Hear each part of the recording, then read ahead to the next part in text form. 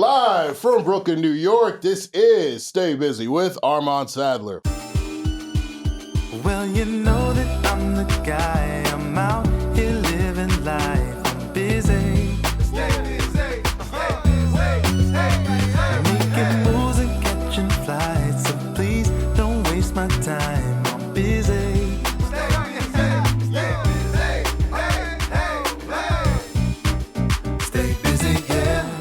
Ladies and gentlemen, welcome to another edition of Stay Busy with Armon Sadler, brought to you by the Revolt Podcast Network. And this is the podcast where we have responsible discussions on the entertainment business and the entertainment culture.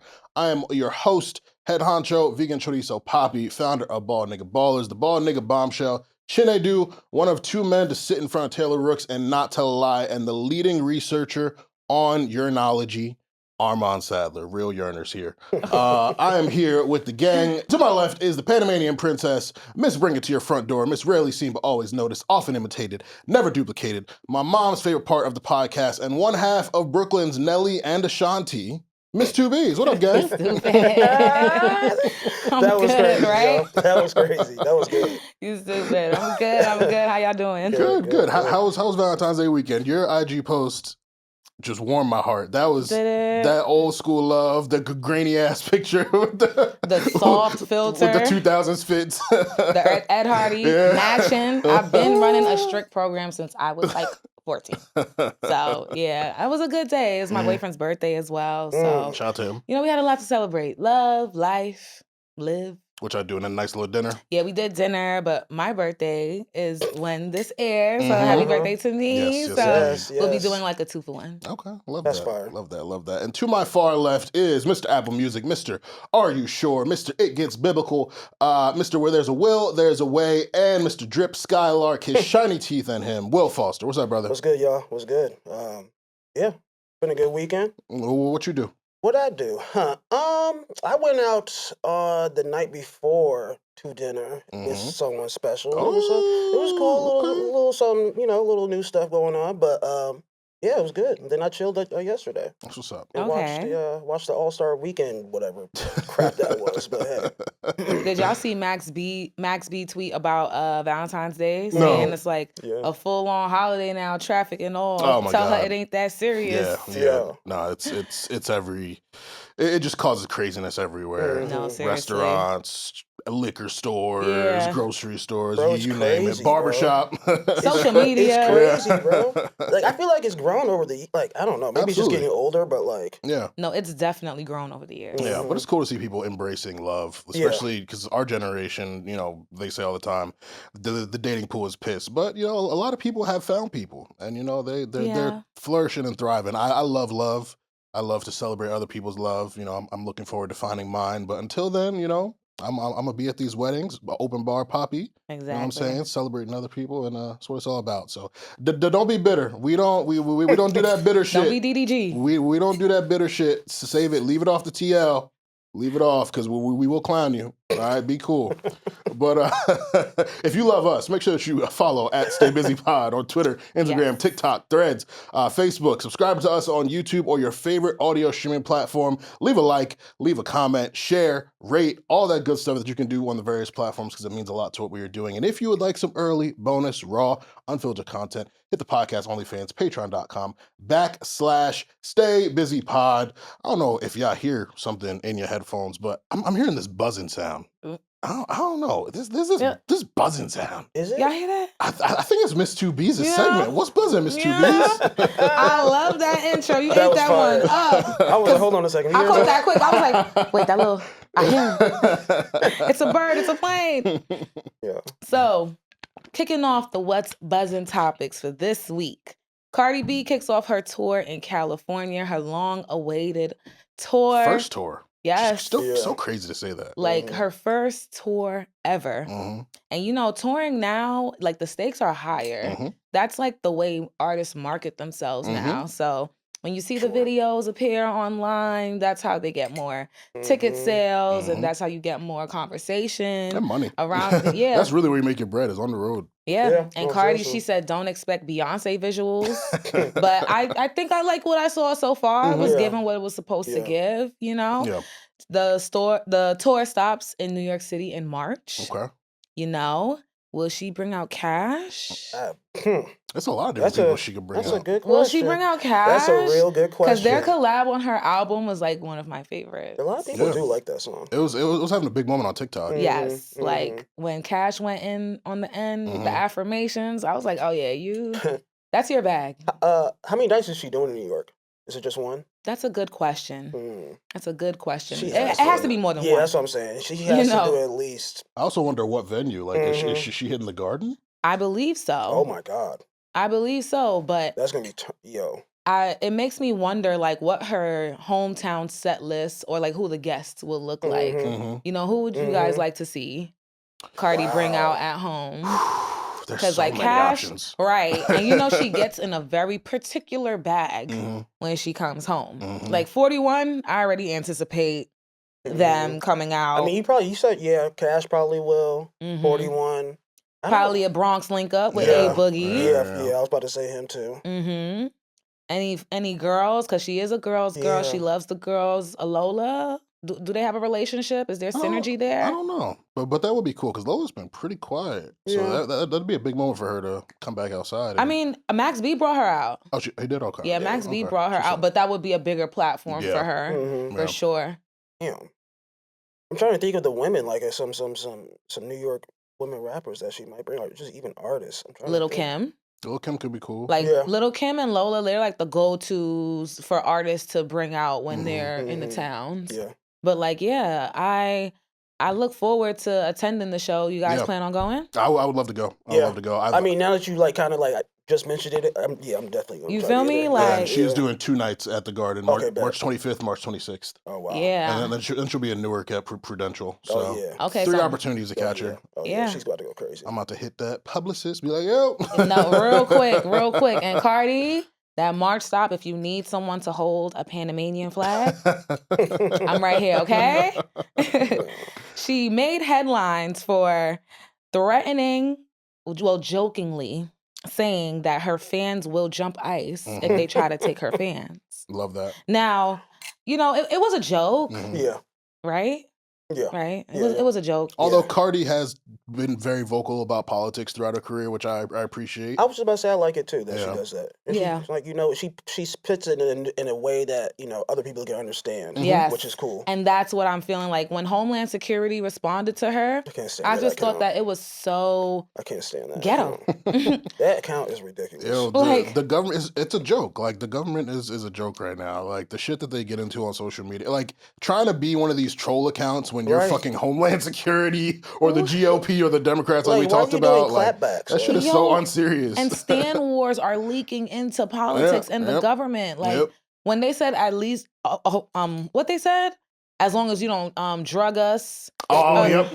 I'm like, well, what y'all know about that? And then she hit them with the crazy clapback. Yes, I had to retweet that one because she snapped. What y'all out here doing whatever it is y'all doing to kids and y'all talking about Cardi? Yeah, no. But she's also from a time in New York where we really used to give it up like that.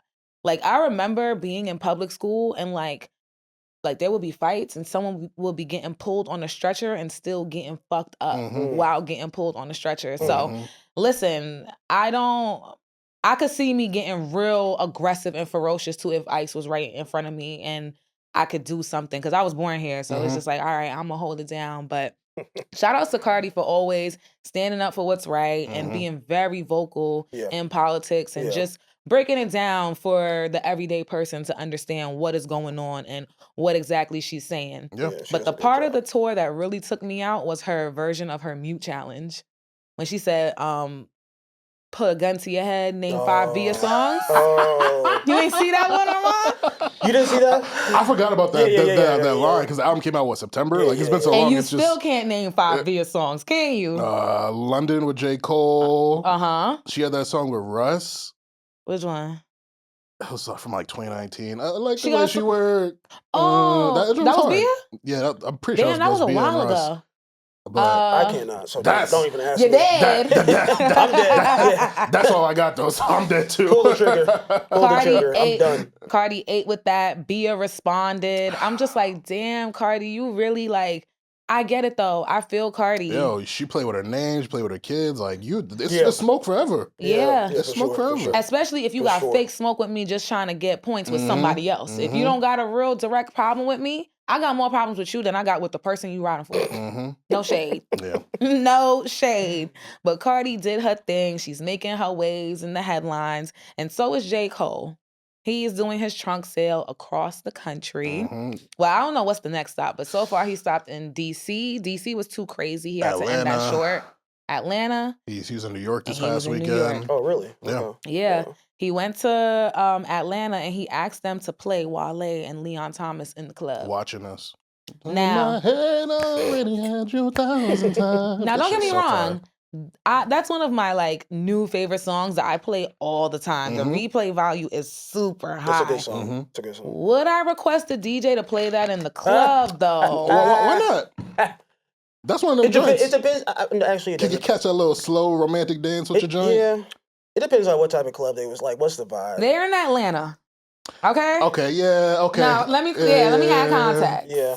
Okay. Yeah, because the Atlanta niggas want to hear that Future. Come on, man. They want to hear that Nudie. They want to hear that 21. Hot right now. They want to hear some 808s. They want to hear some 808s banging. They want to be you know what I'm saying? They want to throw that wham in a circle. What are you talking about right now? That's a very J. Cole thing to do. Like, hey, man, you just played March Madness, but please put that Wale and Liana. And then Wale on Twitter like, he no ball. And I'm just like, listen, he do, but wrong place, wrong time. I'm not mad at it. Not mad at it. You feel me? Yeah. But when he went to New York, he stopped at a Queens Deli, and he also stopped at St. John's University. There's a lot of names, like public names that came from that damn school. Yeah, Gabe included. Yep. For sure. Mariah the Scientist, Shelly from Love Island. I'm like, damn, should I have applied to St. John's instead of Brooklyn College? A lot of people went to, a lot of people That went to should St. breed John's. greatness. Yeah, low key. I was just like, okay, duly noted. I'm gonna keep that in mind. But it was pretty dope to see him pull up to Shanae Curry's homegoing in Brooklyn. Rest in peace to Yes. Shanae, by the way. R.I.P. to Shanae. I know you a transplant. So I did not know her. I did not know her. I knew from a distance. From past, just seeing. What about you, Armon? Because she worked at the Source. I met her once at a New York Liberty game because she was close with Jason Chandler, the videographer. I didn't know her well. I knew her on Twitter. She was pretty funny. And yeah, she was obviously fighting cancer for a few years, which I've lost a few family members to cancer. So that it always cancer, man. It always hits me a little harder when people die from cancer because I haven't dealt with it personally. So rest in peace to Shanae, and for all of her friends who are dealing with a hard time. We're here for y'all, praying for strength and guidance for y'all. For sure. Like I knew her in passing, but she's Carrie's best friend. Yep. Yeah. She's Carrie's best friend. So that is how we have that mutual connection. So I would just like see her around, and she's a Caribbean girly, a Brooklyn girly. So her and I frequented a lot of the same spaces. Yeah. And of course we all came from the Source. I visited Carrie when she passed because it was his birthday. Yep. So come to find out, like his friend that like kind of mentored and gave opportunity to him and Shanae, and like they ended up at the Source. I'm just like, wow, that's so crazy to hear this story because I'm like a branch of this. Because then Carrie hired me at the Source and then poured into me. And it's just like, it was cool to see how the event turned out. Yeah. Because it reminded me of that time in New York when all of the people that were there and some were creating those moments like on a weekly basis, on a regularly basis. Like the energy was really, really high. I mean, the circumstances are definitely unfortunate, but the people are saying it's 2016 again. Yeah. And the way things are going and the way they talk about Shanae, I do think everyone owes it to her legacy and themselves and the city and the culture to kind of just keep the momentum going. Yeah, restore that feeling. Keep that momentum going. Don't let's do what we got to do. No shade to the transplant. No, of course. But you see how that's why we came. Yeah. But you see how she was able to go viral and how it really, the message was able to go far because of the power that we have when we're together. Yeah. So, bro, they talked about her on the Joe Budden podcast. Like, I saw so many IG stories. People that I wouldn't even know had any degrees of separation from her were posting about her. I'm just like, damn, she was really impactful on a lot of people's lives. She has a few years on us a little bit, but like there was a shift around the time when she kind of stopped. And that's like when I started as well. So it's like, you should have known her at least more than in passing, or there should have just been more closeness. And like, I'm really calling for that unity again in the city. And for us, like, it's so many powerful people in the room that they could get J. Cole to pull up to the event. Yeah. Like, so I do think that is a testament of what happens when we just, ride unify together. Yeah. So RIP to Shanae. Shout outs to New York City. Shout out to all the Soho kids, the Tumblr kids, the Blog Era kids, all that good shit. Yeah. So moving on, I have a new segment that I want to debut for my birthday. It's called Ask 2Bs, where I answer anything that you guys want advice on. Love advice, career advice. I hear I give good advice, so that's what they saying in the streets. I don't know. Yep. So we'll start off. I have two callers. We'll call it. First caller. Hey, Miss 2Bs. Me and my boyfriend have been together for 5 years. This year for Valentine's Day, he spent more money on his mom's gift than my own. What do you think about that? And what should I do?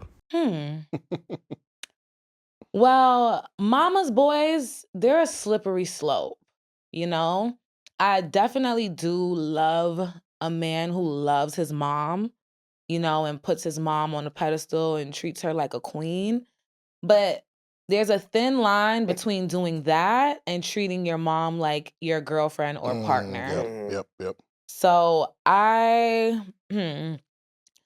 there's like a consistent pattern, or like a specific reason as to why you got the shorter end of the stick this year, or, whatever the case is, I won't really put too much pressure on it, but definitely bring it up. Don't wait until it happens again, especially if it bothered you to this point. Yeah.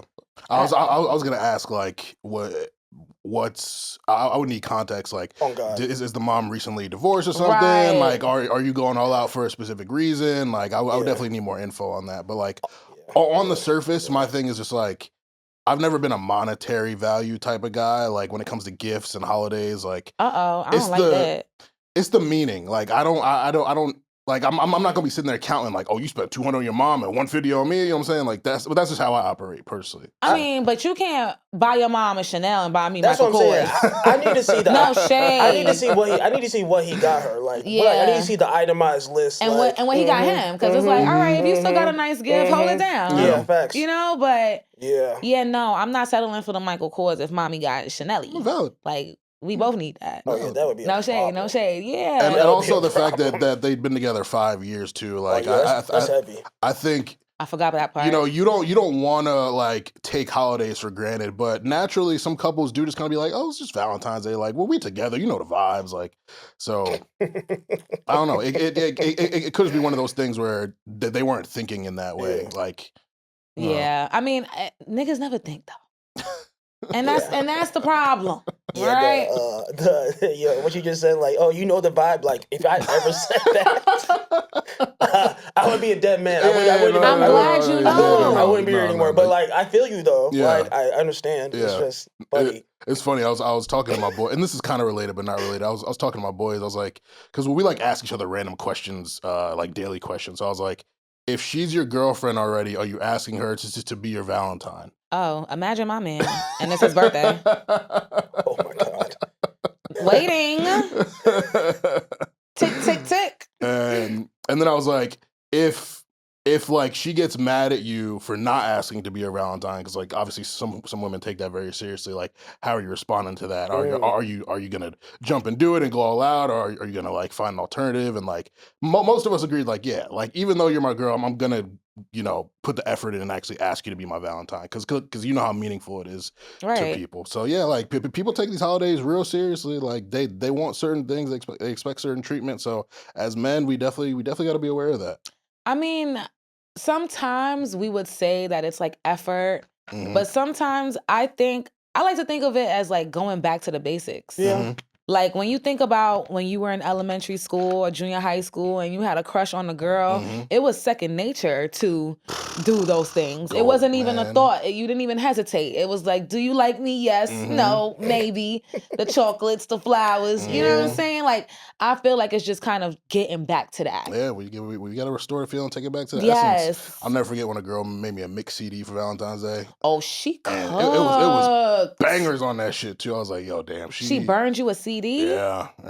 Nah, she cooked. You know what was tight yesterday? That's me coded. Hold on, I gotta write that one down. You know what was tight yesterday too? Like I went to the deli and there was like 3 or 4 dudes in there with like holding flowers in line. Like so it's like, yeah, the courtship is really back for some people for Valentine's Day. It's tight. It's tight to see. Yeah, I love it. Like, and I love to see the kids do it too. Yeah. Like my mom be talking about her little student. She got a best teacher ever card. I'm like, oh my God, you're really Miss Frizzle in real life. Like, I love it. Miss Frizzle.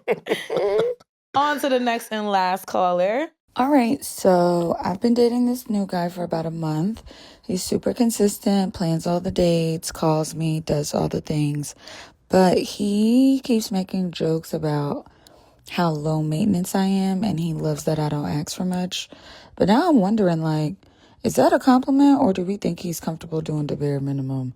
Because he hasn't, like, wowed me. He's just, doing the things that he should be doing. So how do I let him know I like being chill, but I still expect effort without sounding ungrateful and like a bitch? I'll let y'all start this because y'all are the ones who would be leading the tone in this situation. So Go ahead, Will. I can't lie to you. If it's only been a month and he's not, because like when you start dating, you go through like a honeymoon phase of like you're doing you're just doing everything, and you're probably spending a lot of time together or whatever, and this and that. And if it's only been a month, he's not really wowing you. Y'all just like together and just chilling. I would comfortable. Yeah, he got comfortable way too quick. He got comfortable way too quick. So yeah, I would bring it up, and I don't think you would be a bitch for bringing it up or like saying you know what I'm saying. You're just saying what you want. So sounds like he's projecting trauma. He might have dealt with someone high maintenance beforehand. That too. That's what it's given. So now it's a breath of fresh air. But don't bring your old shit into our new relationship. I absolutely hate that, and I did it in the past myself, and so it's something that you gotta grow out of and like actively do to not do it anymore. But yeah, like praising someone for being low maintenance early in a month in is crazy. Like, holy shit. That is crazy. And the thing for me is like, if you don't ask me for anything, it makes me want to get you to do stuff for you more. Like when you demand stuff is when I'm like, but like if you low maintenance, it just makes me want to treat you as if you're high maintenance, if that makes sense. So it's weird to the first month game. That's really weird logic from him. It's the way certain men perceive it too. Because to piggyback off of your point, I do think he's projecting past experiences, but I think it's because he's broke. That's and he probably likes and attracts high maintenance women or women that are out of his league. And now that he is like in a situation where you're not really demanding much, it seems like you are someone who is more aligned with him. However, you're clarifying that that's not the case. You're just not a demanding person. But I always say, because not a lot of men perceive it the way that you do, you have to ask. You have to ask, even if it's just minuscule, like small things. Like I've trained my boyfriend to bring me ice cream every week. Like just by asking for it. Like, now he knows, like little things. Like, facts, though. And it's just small, subtle things like that. Like I'm in a house and there's like 2 floors and sometimes it's always packed. So I need paper towel. I need toilet paper. I need... No, that type of stuff is tight, though. You feel me? Like, yeah. And then when it starts, like, y'all get, like, a synergy, y'all doing it both for each other, that's when it gets special. And it's getting there. It's there already. I already know, all right, yellow vitamin water, coconut water. Like, I already know. So, yeah, ask for the thing, sister, but you don't have to be a bitch about it, too. Like, put on that sweet baby voice, make your eyes big and wide, ask for the things. Yeah. Like, there's a way to communicate your desires without it being nigga, you gonna do like, you know what I'm saying, all that shit. Like right. And I think men assume women are gonna be like that as soon as they ask for something when that's not the case. Like we're human, we want things. Closed mouths don't get fed. Like heavy on that. So, and closed legs don't get head. Okay. Whoa. Wait, how fast did this just finish? Perfect segue. Holy shit. Yo. Oh, great. I'm enjoying that Ask2B segment. I can't wait for y'all to send in more voice notes. But let's jump into this lunch break. And this kind of relates to the whole topic of dating and all that. So, we're all 30 plus in the room. And well, I'm 30 flat. Okay. Well, damn, not today, not when this airs. Oh my God. Yeah. I was about to say good for you, but whatever. No, it is the plus. When this, oh my God. I'm the youngest in the room. We lit. but Damn. we're all 30 or 31 or older. And so speaking for myself personally, I've noticed like in the last couple years of me being single, I've been attracting women who have kids. And it's not something I've ever dealt with before because like you don't get to practice getting older and dating at this stage of your life. Like you just kind of get into it. So it's like unfamiliar territory. It's like, damn, how am I going to navigate that? And so it made me want to ask y'all, like, because for some people, a potential partner having kids that's not yours is like, nah, it's clicked. Yeah, I'm absolutely not doing it. So for you, you should, Mr. B's already said, nah. I mean, nah. You don't want to be the father that stepped up? I wouldn't be unless like the circumstances were crazy and it was like She got to be dead. Wow. I mean, like, but like, no. She gotta be dead. That baby mama drama is very real. I don't know if I would ever take her like serious too. Like we could like mess around, but like I'm about to be like that. Hold on. I gotta be aware. My mama's a single mom, and she had to date with me. So imagine men saying I'm the reason why she's like undesirable or not worth being taken seriously. Yeah. It's tough. Yeah, it's tough. That is a lot. And imagine if it's a situation like where my pops, like, you know, the Lord took him and it's like beyond her control. It was beyond her control. My dad got locked up and then deported. Yeah. So it's just like, damn, it's definitely a thin line. It's fucked up because but that doesn't mean that you have to, accept that. Like you can still have your boundaries and your standards, but it is good that you took that moment to be like to reflect and be like, let me not dispel let me slow that. down. And sorry, friends, single mom friends, if you're seeing this, I ain't talking about you. True, like, man. I just never experienced it, and I wasn't open to it. Yeah. I'm definitely open. Like I've met some incredible women who have kids, and Okay, he was eating the fruit snack. No, I was not eating the fruit snacks, although I would. But yeah, I'm open to it. Because I think at this stage, like we're 30s, you kind of gotta accept like some people life happens. Have kids young. They might get married and divorced. I was dating a woman who was divorced at one point. Like, damn, you the youngest in here, and you dated someone who was divorced. What you got going on, bro? What you got going on, nigga? I just be experiencing life. I don't know. What? That's that non-black shit. No shade. Wait, hold on a second. Because how you the youngest in here? You already dated somebody who was divorced. Somebody who's divorced? Yeah, she got married to. This is Texas girl. Oh. Yeah, she got married super young. Oh yeah. That non-black shit. Yeah, no shade. Yeah. So yeah, I mean, I'm open. Like if I really connect with you, and I just find myself, I feel that gravitational pull to be with you, then there's not too much that's gonna turn me away. But now if a baby daddy crazy, cold-blooded killer type nigga, I'm be like, this may not be for me. But otherwise, like I don't want to be judgmental. I got a question though. Right. How old is the kid? Like how could you date somebody that's like had a teenager or like? I'd probably prefer that because then they don't need as much like maintenance, like hourly changing diapers, going to like. I'd rather them smaller. That power dynamic gonna be crazy. You ain't my daddy, nigga. Right? Yeah, I don't. Yeah, and what if you trying to shake? Yeah, we're not doing none of that. We ain't doing none of that. Trying to fight a 16-year-old. Yo, seriously. Yo, they be trying to fight their mom's boyfriends and shit. Seriously, especially what if the kid's like 6'3", playing on a football team? It's all like I'm just like, yeah. And these YMs crazy, so like this nigga might pull the switch out. Right. It might be a little better if you was there from the formation years and helped them, and he'd be like, yo, he changed me, he this, he that. Like a toddler or something, that'd be cool. Like my mom was in a long-term relationship when I was young, and I have real respect for him. His name was Jorge, and he used to drop me off to school anytime we had like the science fair projects and we had to trifold because I didn't want to go on the train with that shit. Yeah. And he used to drop me off every time. Real nigga, shout out Jorge. Okay, so Armon, do you think they are more attracted to you since you have no kids? Do you get more attraction for like not That's a having good kids? question. I don't know. I've never thought too deep into it. I'd like to think it's because I'm a very mature individual who, No, you know, of course. Right. But It's yeah, probably a plus. I don't know what it is, bro. It's just like there's been so many women these last couple years that like I'll end up talking to, we'll hit it off, and then I'll go check their IG or they'll just bring it up. I'm just like, damn, yo, like I'm really out here attracting single moms. He said, I'm in my unk era. You know what? Yeah. I think all three of us, especially like not having no kids, we're like rare, like 30 plus no kids. That people used to have kids mad young back in Bro, the day. Very like, true. people like People bro. call it rare though, but I've never dated someone's baby daddy. Yeah. I've never dated. So it's not that rare to me. Mhm. And to answer your question, I used to see on Facebook bitches be like, my second kid got to be your first kid. So it might be very possible because they don't want to deal with the baby mama drama too. Facts. It's irrational, but it's possible. That's an insane request. Like, Yeah. like Yes. yeah, I got a kid, but you can't have one. Yeah. And it's like, bitch, leave a baby daddy for me. The fuck? No, facts. Like, what's wrong with you? Oh man.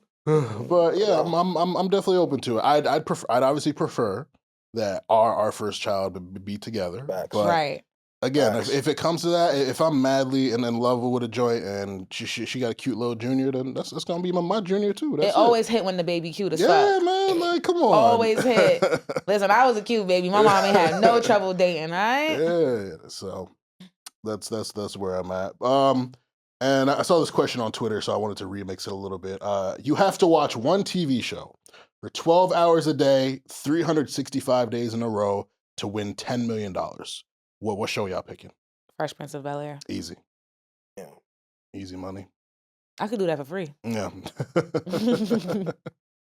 I did a rewatch of that last year, like the whole series. It's so. The old one, or did you get into the new one? I actually didn't watch Bel Air. You should.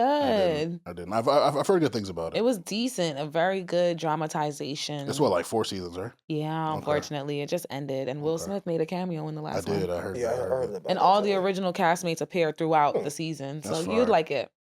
I don't know, bro. That's a good one. Yeah, because you watch a lot of different I'm shit. about to say, Yeah. it depends on his mood. Yeah, I'm about to, like honestly, I don't want to be like cliche. Like, bro, now I got like my top one would probably be The Wire. I can't lie to you. I love watching The Wire. And then Have you seen The Wire, Armon? Have not. Me either. oh my Yeah. God, you guys. Bro, there's one day, like whenever I don't know when before you die, y'all have to watch it. Like there's like so many cultural staples that I haven't seen, like Same. TV shows and Yeah, movies that yeah. just Same. yeah, I'll Immigrant household type shit. I'll probably pick The No Wire. shade. It wasn't, Yeah. it wasn't in Yeah. the radar. But I'm tapped in. So, Mhm. No, so yeah. yours is The Wire. Probably The Wire, and then yeah. What about you? I go How I Met Your Mother. I love that Ooh. joint. Love that joint. Amazing sitcom. Ooh. That or what else? What else did I pick? Mhm. You guys might judge me for this, but I loved Pretty Little Liars and Man, you my nigga for that. Yo, Vampire A- Diaries, like shit like A that. had a stress. It was evil mastermind. Yo. Like, and Pretty Little Liars kind of lost the plot for me at certain times Yeah. throughout the show, but like I'd say that last season, those last couple, What was the they turned blind shit up. girl's name again? Jenna. Jenna was just on TikTok with her daughter. Really? Yeah, Oh my talking God. about Pretty Little Liars, and I'm just like, yo, she's a mom? Like, that's so crazy. But Pretty Little Liars was my shit. Fantastic show. What is You it know- about? My bad. So It's like, long story short, Right, long story. This is a group of 5 friends. One of them goes missing. She's thought to be dead, and then there's this like they have this stalker named A who like sends them crazy texts every so often and like interferes in their lives and is essentially trying to frame them for killing their friend. And then A turns out to be one of their best friends who had like a personality Of course, disorder. of Right. course. But then another person takes over as A. A. And that is CeCe Drake. Yeah, she's the twin sister of the girl who disappeared. No. It was Allison had a twin. Yeah. No. It was whose twin was she? Shit, I'm already fucking up forgetting the No, shit. CeCe Drake was Allison's friend. Yeah. And Allison reappeared again. Remember, she didn't even die. So she Yeah, reappeared. Yeah. But CeCe Drake was actually related to she Toby? She No. was the half sister of Jason, who was Allison's Brother, yes. Because Spencer's dad had an affair with both of them. Yes, and he had the little baby, and that's the daughter that the mom brought that yellow dress for. Yep. That they buried. Bro, it's crazy. How many seasons is it? 7 or 8. Oh, wow. Yeah. No, that's back in the days when ABC Family, we used to get healthy 20 episode seasons. And it changed from ABC Family to Freeform. Midway through the show. What was the other one you said? Vampire Diaries. What was that about? Quickly, because I didn't get into Vampire Diaries. My sister loved it. Yeah, it's literally just like this girl falls in love with this vampire, and then it's like Twilight type shit. And then his brother, who's also a vampire, falls for her, so they like swap it out essentially. And then like there's werewolves, there's witches, there's all these other creatures. It's real crazy. Like I don't know, I love that fantasy stuff, which is interesting because I didn't really like Game of Thrones anytime I sat and watched it. But you didn't? That's what I was about to say. There's like a new version of Game of Thrones that's out right now. That looks pretty interesting. It's very, very good. I plan to tap in. New episode tonight. You know what other show I could really watch all the time? The Parkers. Oh my god! Sorry, incredible TV. Like that UPN era. Ooh. That Girlfriends. Ooh, that was a run. 1-on-1. Yeah. I don't think my wife and kids came on UPN. I think that came was it on 11? ABC. Was that ABC? Yes. No, I don't think it was ABC. I don't know what it was, but My Wife and Kids. Bro, we had so many great shows, but back in the day, like Mad at them. It was a renaissance. Oh truly. my god! You know what I really love? The Game. Oh yeah, the Game was absolutely. a good. The Game was good. Fantastic. I'm serving lasagna, not ass. I actually that was really. I used to come watch that after school. Great show, bro. Like the way that one scene is like engraved in all of our minds. I see it on social media like ever so often. I can see it right now. Like I can see it right now. I'm trying to put you to bed, Malik. And then there's that one scene where the mom, she's dating Rick Fox, and she starts sings singing "Take a Bow," and I'm just like, please. And she was so serious too. No music, no nothing. It's just a cappella. Oh Premium Black TV. Like, no, I loved it. Oh my god, these kids just don't know. No, they don't. These kids like, don't know. Bring it back. It's the way shows are not hitting or like creating like those cultural moments anymore. Yeah. It kind of makes me sad.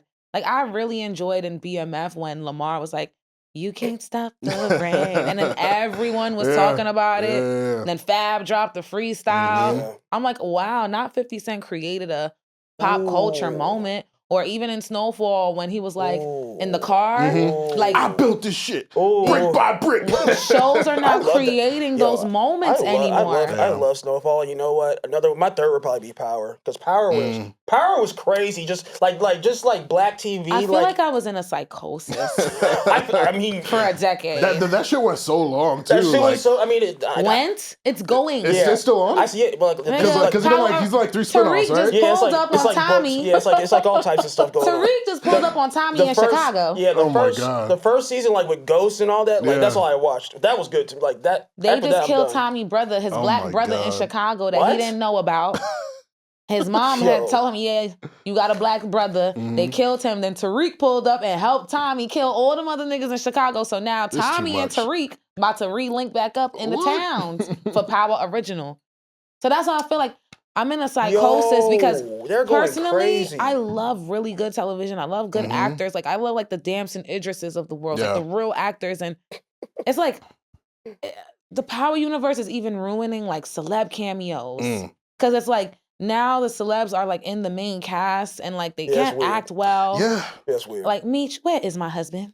Like it just I don't know. This isn't completely related, but we were talking about the Super Bowl commercials in my group chat. They suck. Like they're terrible. This year was bad. They're like the worst. I feel like for the last decade they've sucked because, like you said, it's more cameos now. Like we're not getting actual actors to act out the shit. We're just like, oh, let's just sprinkle Drewski in there. Let's just put and Drewski's funny. Like I want to slander him, but it's but certain brands and the celebrities they pick, they don't even align. Like it don't make sense. You just think you're gonna put a fucking Sydney Sweeney here. I'm gonna just want to buy this milk. Like putting streamers and all types of things. People like my mom don't know who those streamers are. But like, come on, gang. Like aside from like it being hard to create rap stars, it's getting hard to create like movie stars too. Like any other year, if we were kids and Damson Idris was next to Brad Pitt, the nigga would have been out of here already. Like what is it? It's just taking like who's the next there's supposed to be like a wave of black actors, women and men actors that are like getting rotated throughout the films and like taking turns having the biggest films of the year or like the cultural classics. Like what? Because think about when we were growing up, we had Anthony Anderson, we had Taye Diggs, we had like a rotation. We had so many niggas. It was a good and then like the Idris Elba, like like you were guaranteed to see Denzel, these of black course. faces. Like, Denzel, of course, and then just like you were guaranteed to see these black faces, and like now, like who is it? And they would put people on too. Yes. Like there were so many kingmakers in the. Oh my God, Jamie Foxx when he did Ray, man. Bro. Hey. And every time you think you have a new one, a current one, it's like, all right, you don't see them again. Like Trevante Rhodes. That's a good one because I thought he was about to be all of them. The heartthrob. It happens to all of them. Yeah. Like it's like you need that director actor relationship in order to really be, because Michael B. Jordan, it took him a while. Bro. And he's in The Wire. Bro, it took him so long. He was in Hardball too, right? Yes. He's been grinding. I've been watching that nigga my whole life. What the fuck? Seriously, We've been tapped in with him for our whole lives. And he's now really just popped off Black Panther around then. Like, what is Black it? Panther, then Sinners. Like, yeah. Yeah. I hope he wins the Oscar. That's crazy. Like, I'm rooting for Damson. Like, I'm sorry. His acting is too... he's amazing. Too elite, and y'all know how I feel about attractive public figures. Y'all know how I feel. Okay? I mean, that's ultimately what helps them. Like, if you're good at what you do and you look good, nigga, of course I'm rooting for you. Like, yeah. And he got his girl back. He back with They never left. Yeah. I don't think they ever left. They kind of took a little break or whatever, but you know. But shout out to him, because this is like the longest we've seen her really lock in with someone. Yeah, that means he's really special. She's gorgeous. I love her. Yeah, wow. I love where this conversation went. But that is our lunch break for the day. Let's get into this chat. We got an album to review, and we got 2 album announcements. Let's start with the boy Missionary Jack. Jack Harlow announced his 4th studio album, Monica, is dropping on his birthday, March 13th. This will be his first album in just under 3 years. Simple first question. Do you guys care? I don't. Especially not during Black History Month. I just don't. There will be good music on there, but I just don't care. And I saw that tweet that was like, oh, he think he's slick. He want to say my nigga. And then I said, wait, hold Monica, on, my nigga. No. My nigga. No, people are too funny. Because I don't know too many white Monicas, and who he talking about? Yeah, I don't think I've ever met a white Monica or heard of a white Monica. So who he talking about? And he really he think he's slick. All right, I'm on to you, man. It's definitely it's like I'm gonna assume the best of his intent, but he's definitely teetering That's a crazy. very, very tricky I didn't line even think there. of that. When I saw that tweet, I said it out loud. I said, Monica. Because people caught it immediately. As soon as he announced the album, they're like, seriously, nigga, what you name that shit that for? I'm like, oh, Jack? And I don't know white Monica, so this ain't your mama. Yeah, I like Jack. He hasn't really put out anything that's really caught on with the people in a while or really moved me. So I'm a listen, of course, but I'm not excited for it. Like his moment in the sun where he was super hot. What was that song in 2020? The Fergie sample. That was 2022. You talking about the one that kicked it off? Well, What's Poppin'? Yep. And then because he had that remix with Lil Wayne, DaBaby, and someone else. What's Poppin' was hard. And then he dropped Tyler Harrow. His first album, he had crazy features on there. Yeah. And then his second album, obviously, the track with Drake. He had Justin Timberlake on there, Adam Levine. The song where you said, well, Fergie, like you said, what was that? Bro. The Static Major feature impressed me. Yeah. I was like, damn, how you secured that? Love is Dro with Bryson. Yeah, that was his moment for real. Like you're saying, like And then it kind of fizzled out. Yeah, 2020 to 2022, he was on fire. Then 2023, he dropped that straight rap album. People weren't really fucking with it. Hit that shit up. He did land a hit that year with Lovin' on Me, but was that a hit? Yeah. It's crazy. You know what else he had to hit too with Lil Nas X? That Industry Baby. It was good. That shit was huge. Grammy nominated. That shit was huge. It might have won a Grammy too, actually. I think it did. Yeah, because you give a Lil Nas X, you going to the moon. But yeah, so I don't care. I'm not necessarily excited. And it's crazy because Jack seemed like he was positioned to really take off. I thought really take off. Like he was doing good numbers. Like he had 4 years in a row of a top 10 song. Like so he was doing his thing. But you know, this is just kind of what we see these days with these artists. So yeah, I'm I'm not too interested. Are there any collaborations that y'all would care for him to do? Anyone you'd want to see him work with? Honestly, for him to make me care about this shit, the marketing just has to be really, really good. I Mm-hmm. think that is something that's lacking. Marketing and branding. Mm. Like, I want to feel like this person is a star and get the background story and care and follow the story. Like, I don't feel that way with Jack. I don't know. He giving fake industry plan a little bit. Yeah, I really don't care who he works with. Yeah, I give him no thoughts. Yeah. I mean, yeah, like I said, I know there's probably gonna be some good music on there. He knows how to rap. It's just, everything's not for me, I guess. You know what's so crazy to me about Jack Harlow? I consider him like Drake's first son. Mm-hmm. And that's a lot of people say too. I'm like, how is this 10, 15 years in the game?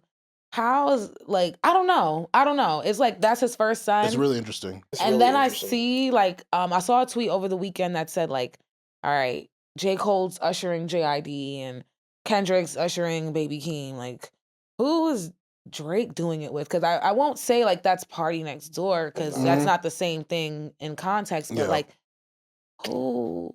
It's tough because Drake has influenced so many people, but they're Jack is probably the first one he's really put his arm around.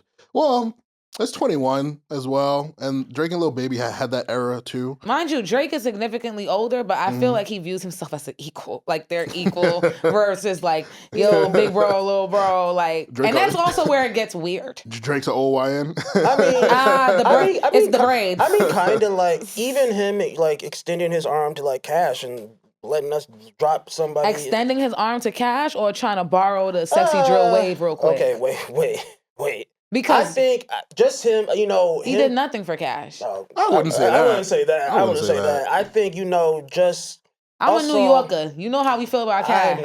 I know, but Cash producing "Calling for You" was a huge moment. That's cool for Drake. For Cash too. It was a big launch pad for him. And then because it connected him with Yachty. Yeah, and then we're releasing the "Somebody Love Me" remix. People care about Yachty. I think Drake. But you're right. Drake doesn't have one he's just picked yet. I guess. And also, Jack has been the one to really lean into the Drake son stuff. 100%. He was getting the allegations on his first album, and then he doubled down on his second album and put him on the album. So he's the first one to really lean into it. You hear so many of these artists say, "Yeah, oh man, Drake, Giveon, Bryson Tiller, Drake inspires me, his writing, blah blah, all that." But Jack, this is baby Drake. Jack is literally feels like he's trying to be like Drake. Yeah, white. This is niggas say that's Adonis growing up. I say, yo, y'all are funny. Yeah, and it's fun because his Drake DNA within it turns people off. People are not rocking with it. So because it only works for Drake, really. I'm not sure how much longer it will work for Jack as well. I do think that it's important for him to try to experiment in this album. You said this is the first one in 3 years? First album in 3 years. Oh, yeah, this is big for him. Yeah, he needs to experiment. This is kind of make or break. Yeah, this is the one. Because he's been out of the public limelight. I saw him perform, I think it was last year. And he did say he had an album coming, but his music hasn't. He had a song with Doja Cat last year. It did nothing. Doja's big. Yeah, Doja's big. The crazy thing is, do you remember when he was dropping those that freestyle in how he was in New York City? Because he just moved to the city. I think he moved to New York 3 years ago, maybe 4 years ago. So I've never seen him around or anything. I'm about to say he be outside. Nigga. Yo, I haven't seen him around. That's another thing. You're gonna try to make it your personality. At least be outside, rub shoulders with the people. That's why I'm kind of interested in what he's gonna be talking about. Because you can't be kicking that Kentucky shit again. I mean, you could. That's your home and this and that. But you moved to the city. You're a New Yorker now. Doing this not a New Yorker. That can never happen. Not a New Yorker. My bad, y'all. Yes, my bad. My bad. But yeah, just being in the city. Yeah. Just when Kendrick moved here. Yeah. I will say we've gotten quite a few examples recently of when people are this silent and then they pop out new music, it tends to be pretty good. You think about Giveon's album, you think about Chance the Rapper, who I wouldn't say he was Musically, he was silent, but Musically. like he was having. We saw a lot him on the Parkway. Yeah, that nigga was wild. This album was actually good. I actually liked this album. I still need to listen, but It's so cool. you know, like we've said, we're gonna listen. We're gonna see what it's about, but this is definitely a big album for Jack. So. It's make or break for sure. I'm intrigued. Another person who has been gone, they ain't done shit in years, and popped out with an album announcement. Baby Keem announced his second studio album, Casino, is dropping February 20th. And it is his first album in almost 5 years. A snippet leaked featuring Kendrick Lamar that's been circulating the internet. Currently, there's no single, so we're just gonna get an album, Raw Dog. So first, generally, like, how do you guys feel about Baby Keem? And then we'll get into talking about anticipation for the album and all that. Again, y'all know how I feel about attractive public figures. Oh my God. Oh my God. It definitely changes the way I receive what you are saying. And You think Keem look good? No. Oh. you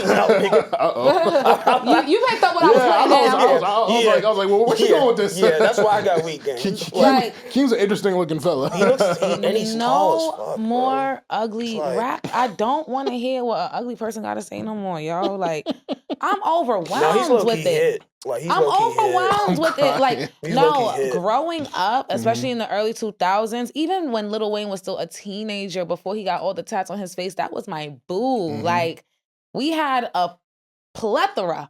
Ludacris, Nelly, 50 Cent. I loved 50 so much, and Hov was never ugly to me. But I'm just saying, She's one like, of those people, guys. y'all know how I feel about attractive public figures. But the snippet sounds cool. Yeah. I want to see him pull his own weight without Kendrick there. Interesting. I want to see him do that. Yeah, I it's interesting because I think it being, you know, revealed that he's Kendrick's cousin helped him, but I think it also hurts him too. Like, people have a certain expectation for him. He's put in a certain limelight, and it's like, you still got to deliver musically. Like, his last album, Melodic Blue, I wasn't really that high on it. I liked Die For My Bitch, which he dropped in 2019. That shit was fire. He's hot. He's talented. He's crazy, very talented. Yeah. Very talented. But and he has an ear. In that snippet, he said something about like removing like a layer off of one of Kendrick's sound. I was like, oh, that was a good call. He was getting real surgical. I said, okay. No, he's really talented. He's one of those. Seriously. He's really good at striking that balance of like making modern music that like young people will enjoy, but also rapping. I'm not gonna say he's an elite rapper, but like he raps. Like, he actually tries to rap. 'Cause a lot of these niggas just be murmuring and mumbling, and like they don't have quotable lines. Like, Baby Keem actually has stuff that I can remember and quote. So I'm definitely interested in where this goes. I think it's fascinating to just drop an album out of nowhere, like not really build up no steam with a single. And I know artists love doing these leaks and snippets as their rollouts, but nah, nigga, you got to give a traditional single. Like, you got to really build this shit up and like do a rollout, and maybe he'll do a lot after the album comes out, but because that's the trend now, post-release marketing. Yeah, which is important. Doing that. It's really important. I can't lie, I'm pretty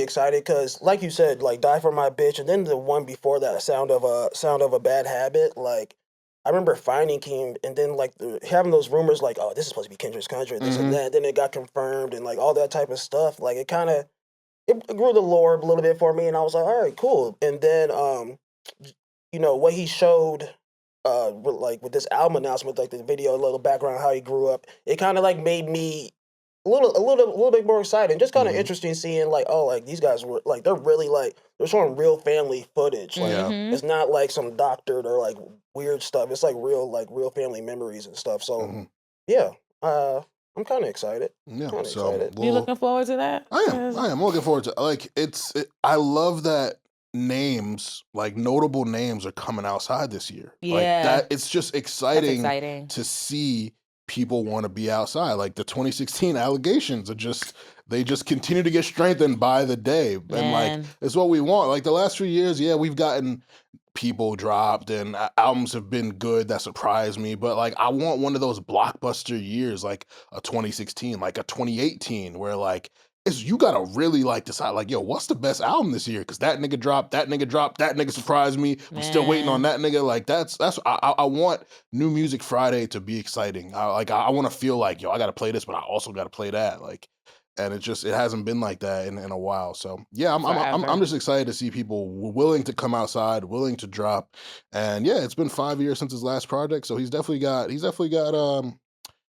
got to make a stamp on 2026 because there are some big products that are coming. We got Bruno who's coming this month. Obviously, Iceman is coming this year. Like there's gonna be, and honestly, I was talking to my friend. I was like, "Yo, I think we're gonna get Beyonce this year, and I think Adele's gonna pop back outside too." Like a lot so, of it even feels like Rihanna's coming. yeah, Like it feels like a lot of people are overdue for a release this Yeah. year. Bro. yeah. This So shit, yeah. you got competition. So yeah, you got to drop something, get in people's minds early, and then as more stuff comes, they're comparing the new stuff to what you dropped because Exactly. it was that good. So we'll see what Keem does. We'll see what Jack Harlow does next week. But one album that dropped that is definitely going to be talked about when I'm making my top 10 for 2026, unless some other shit comes out that blows it out the water. Brent Faiyaz, Icon, his third studio album, his almost 4-year hiatus since 2022's Wasteland. First, were we looking forward to hearing new Brent? Always. Mm-hmm. Always. Brent is one Yeah. of those artists that like soon as he just sings that first note, I'm like, I like it. We Yeah. here. No, definitely excited. I know a few people on this team too, like really Yeah. close friends. So happy for them. Great music, always. Like, and he's good at world building. I feel like he's always been Yes. good at world building, and just with the people around him and the music and the videos and this and that. He's so good at world building, bringing you into to his music. For real. Yeah. Ironically, I feel like he didn't do much world building this time. This time he did not. Mm-hmm. Yeah. I feel like it did just spring onto us, and then it's like it's a quick listen. What is it, like 30 minutes? 34 minutes. Yeah, it's pretty quick. 10 songs. Mhm. Yeah, and Raphael Sadiq is a part Executive of the producer, yep. That- And then it was that made me mastered by Mike Dean. Yeah. Production from Benny Blanco, Oh, Chad yeah. Hugo. Yeah. Like this album, it's early. I don't want to jump off the porch, but this could be his best work really to date. And he's got crazy projects. Fuck the World. He's I'm got about to say, Sanderson.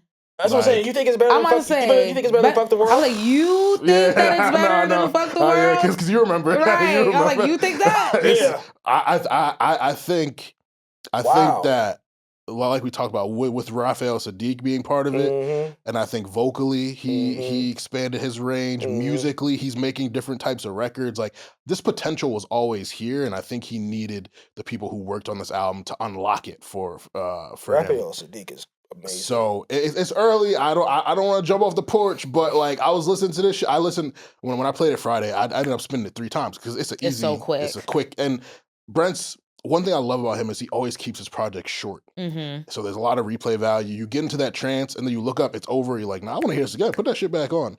The one album he put out that I didn't like, he stepped away from that formula. That was Wasteland. Wasteland was 19 songs. He had all those skits and all that. Like it just kind of You took didn't me like out the of it. skits? I mean, You ain't like when the storytelling when he crashed the car and the girl? I liked it, and because it was very reminiscent of like old school albums. That's what I where it liked was about skits and it. interludes and stuff. But I respect the effort. I see where he was going. I don't think it was executed the best. Okay, It kind you of ate that. it kind of took Is me that out the of it. one? Agreed. Is that the one with the cover where he's like stepping on like the street? Like, No, that's the one Oh. afterwards. That's Larger Than Life. Yeah. How'd you feel which about was that also good. It was good. No, Yeah. Larger Than Life. You He like that redeemed one? himself. You like good. that one? Yeah. Yeah, Wasteland was kind of. I do Yeah. for Icon. Mhm. I thought it was interesting the intro track because Yeah. I do listen to like I focus a lot on the intro tracks and like calling it white noise and it being so noisy.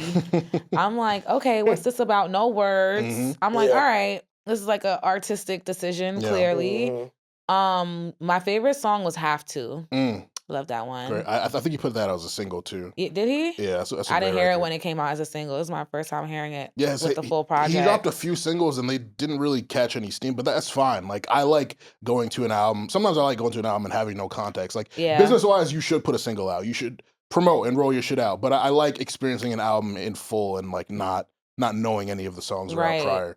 And what's the name of the last track? I forget. Pull it up. Oh yeah, that was good. Vanilla Sky. I loved that one That's a good too. one. Yeah. That That's a one good was one. really good, but I do wish that it had more of a concept. Mm, I like when listening to it, like don't get me wrong, I do feel like Brent reached a point where like he is at he peaked, mhm. you know. as an artist, and like now he's experimenting and he's doing things he's never done before, and it sounds super amazing. But I just wish that it was more of a concept album. Like ever since Beyonce did that interview and said they don't make albums anymore, I'm just like, yo, seriously, they don't. And I just kind of wish that we had like this energy and like the people that he had working on it, and like it was put together to create a more cohesive project that had like a theme. I'm not mad at that because his albums typically do. Fuck the World was a very much so a universe, but Wasteland was very much so something. So like, I'm I see not me mad moving at that. on from this after this week. Like I don't think I'm gonna revisit it much outside of like the 2 singles after that, even though I liked it. But I see people saying like, oh, they hated it. Yeah, people hate this album. They hate everything. Yeah, because like, oh, he's not toxic anymore. He's healed. I'm like, yo, y'all got to get past that shit. Like I and yes, Brent's music was definitely toxic. Like he definitely Bryson Tiller is right there, y'all. Projected a certain aura and a certain, identity of himself. But it's like, just because it's not that, it's automatically bad to y'all. Like I was listening to this shit blown away. I'm like, yo, I didn't know he had this like you had it in you, type Brent. of shit in his bag. Like so, he hear y'all saying that we don't need him no more because Odell's hot. Yeah. So he switched it up real quick on niggas. He had to pop out and remind y'all like, real quick. Hey, you niggas loved me 2020. Like don't forget. Don't forget. What was the song that he dropped a video for with Cole Benet? Yeah, with the rain. With the rain. What song is it? And that goes back to what I was saying about the theme and the storytelling, because now you're just on the beach, unclothed, like taking off your clothes and they're slow walking like, through the rain. Like if there was a storyline, like on some Ray J One Wish shit or Bow Wow My Baby. Like if there was like a storyline and then you just ended off with the rain scene, like the whole thing cannot be the rain. Yeah. Like that's not no. That video was for Wrong Faces, which is also a great song. Yeah. I love Wrong Faces. Yeah. That's a good song. That was a good song. Yeah. I mean, Brent is at the point where he's making so much money. Oh God. He is a successful ass on God, nigga. Y'all. On God. And he seems like a frugal, he's $1 million, responsible $1 million person. baby. Seriously. I'll tell you one thing. Like he has ISO in partnership with UM. He has Tommy Richmond signed to him. He's eating. He's doing good. He's eating lovely. So yes, he can experiment and do the things. And like, it reminded me of this tweet that Missy Elliott put out. I mean, it's not his sophomore album, but she advised artists who are working on their sophomore album and concerned about the sophomore slump to make sure to not sound exactly like your first album. And I just remember her tweeting that, and I'm just like, yo, that is great sound advice, especially from someone like her. Yeah. That's great advice because now, fans won't stick to that one sound and would like consider you that person who likes to experiment and would do different things, and they won't pigeonhole you just to one thing. Yeah, because it's I hate when fans react that way. I'm like, yo, you got something so good, but you're critiquing it off of what it's not instead of assessing what you got. Like, damn, I didn't even mean to rhyme there. I'm nice. But, yo, you stupid. But yeah, no, all the talk about the album just really I'm just like, bro, just okay, it's not toxic. Get over it. Like, did you like the music? It's like music. Like it's and people were complaining about how short it was too. I'm like, but y'all complain about long albums too. Like J. Cole double disc, y'all was like, that's too much. And so that's why I put that tweet out. Like, all right, well, what's your sweet spot for a project? Like typically I like 14, 16 songs for 45 minutes to an hour. Like that's fine for me. But like, yeah, you niggas hated 30 minutes. You hate an hour and a half. Like what do you? And also, if it's good and it's just 30 minutes, that means you could play it more. You're not overwhelmed. Like, if the 10 songs are good, who cares how long it was? Like, Tierra Whack put out a 15-minute, 15-song product that was fire. Like, that shit was so good. That's crazy. I'm just like, bruh. That shit was amazing. Like, the shit people complain about when it comes to music, I'm just like, why do y'all think this way? Like, who? I don't like when it's too short, though. Really? Of course. I don't like when it's too short. I think my perfect range would probably be like 12 to 14. Yeah. In the same. What about the duration? Hour's cool, or like 45 minutes to an hour, 40 minutes to an hour. Because people complain so much about 50, the number of songs, but it's really the runtime. Yeah, the runtime is really what your problem is. I was like, all right, cool. If it's not too long, I'll deal with that. But I don't know. It's so funny how people have been complaining about this probably for at least a decade now because Kanye kind of usher in this shit. You know what I'm saying? Yeah. Like, and yeah, I don't know. Where does Brent stand among the current R&B landscape? I remember in 2022 there were conversations around him, Giveon, and Lucky Day being like the three guys, like the next up guys, and obviously Chris Brown is like the outlier. Like he's been the guy forever, Right. And then you have Usher, who's like the king of this shit, Right. And then R. Kelly, who's in jail, but you know, Right. but it was Brent, Giveon, and Lucky who people kind of put in that space, and now it's 4 years later. Giveon dropped an amazing album last year. Lucky dropped an album that was good and it was cool last year, but he don't really get talked about the way he was. Like 2022, he was super hot. Now he's kind of like, right? It's kind of like, but he was on stage for that tribute to D'Angelo at the Grammys, and it's like I don't think Giveon or Brent are ever getting those calls. So it's like I think industry wise, Lucky Day is still held to a certain He's built level. those relationships too. Like he's done collaborations with like Earth, Wind, and Fire. Mm-hmm. So in comparison, I don't know. That's a because good. none of them. Question. I wouldn't put none of them. Yeah. I mean, and I like for them like all. male R&B, like I wouldn't put any of them. I mean, I think Brent has solidified himself in, I guess, that R&B music, male music culture. But like, I don't rank him on any. I don't know, because like what you just mentioned about the Grammys made me like really think and be like, yeah, he probably wouldn't be like doing that, or like, has he even been Grammy nominated ever? No. Or Who, Brent? Yeah, no, It's but like- but he should have. Fuck the World should have got nominated. No, of course, it absolutely should but have. yeah, I don't know. I don't know. I don't know. That's like a. We're in such an interesting place in music where Facts. everything is so siloed that like that can be someone's list, but it won't be mine. Yeah. Yeah, it's weird. Or the general culture list. R&B is man. And obviously, we got Leon Thomas, who's gearing up to. He's coming I'm in. sorry, Brent was Grammy nominated for Crew. Oh yeah, 2018 Best Melodic Rap Performance, but he didn't win. Yeah. But yeah, this nigga Leon is rising up. He's about to lap all them niggas. Yeah, I can't lie. Especially because he be writing snooze. To me, puts him in a whole different whole different category from niggas. Like we haven't had a guy, and he's like playing guitar, doing all that. Like, come on, gang. Yeah. Like he feels like he's gonna be the guy, because obviously 2000s it was Usher, but Chris Brown was rising up. It debuted in the 2000s, and then 2010s was undeniably Chris Brown's era. 2020s now, like Leon seems like the best candidate for being the guy, but it's like he ain't really catch on till 2024, 2023. So it's just like, male R&B is always been really fascinating because there is a lot of talent, but some of it isn't pushed. Some of these guys, don't release consistently enough. They're not, appealing to people for Okay, I was waiting for you to say it. They ugly. I was about to say, you know what? It's almost became like fake corny, and like how people even look at like male R&B like that, and it's not just R&B. Yeah, of course. But It's not just R&B. Niggas have bro. gotten more corny because like no disrespect. We can't even get boy groups no more and stuff like that. Like, No, we're not getting that. It's But just too much ego. but niggas are genuinely corny from executives to the artists. Yeah. Like we don't have those visionaries that's gonna be like, hey, put this on, do this, say it like this, collaborate with that person because they probably fanned out. Yeah. And then like the artists are corny too, so it'd be like the blind leading the blind. Like I hate when we're talking about New York rap, the current state that it's in. Kojo always mentions a Rolodex of people, and I'll be like, "Are you arguing your point or mine?"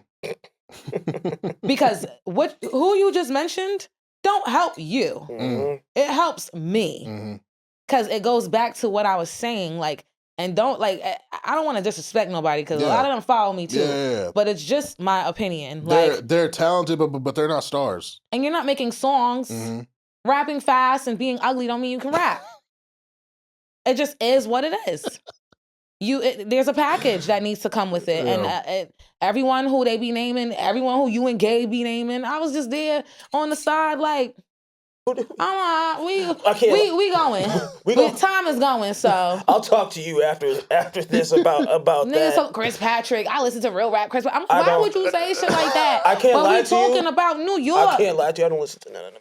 Like, why you say any of None that of them shit? niggas. Y'all know me, especially y'all know me. I don't listen. Like, are you trying to fight for us or make us look even crazier? I don't. You know There's what I'm saying? I don't do no backpack rap, none of that type of stuff. So. And it's even worse for R&B.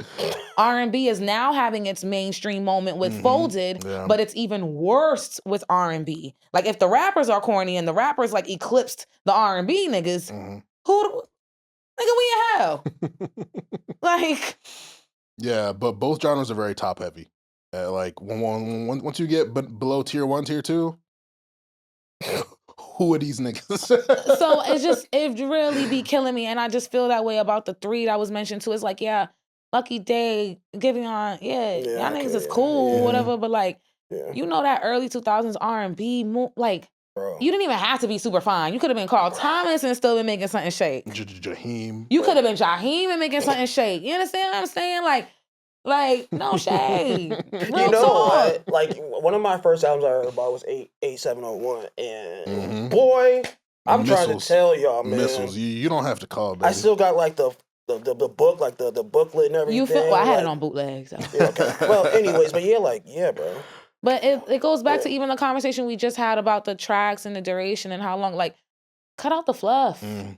Create a good project that just got no skips. Yeah. That's what it be too. Niggas be putting shit that they personally like. Like, man, get this shit off, man. Yeah, that's why I appreciate Brent. He's always been about quality over quantity. Like, yeah. And I had a really unfortunate thought. I was like, yo, imagine Brent could lock in with Diddy.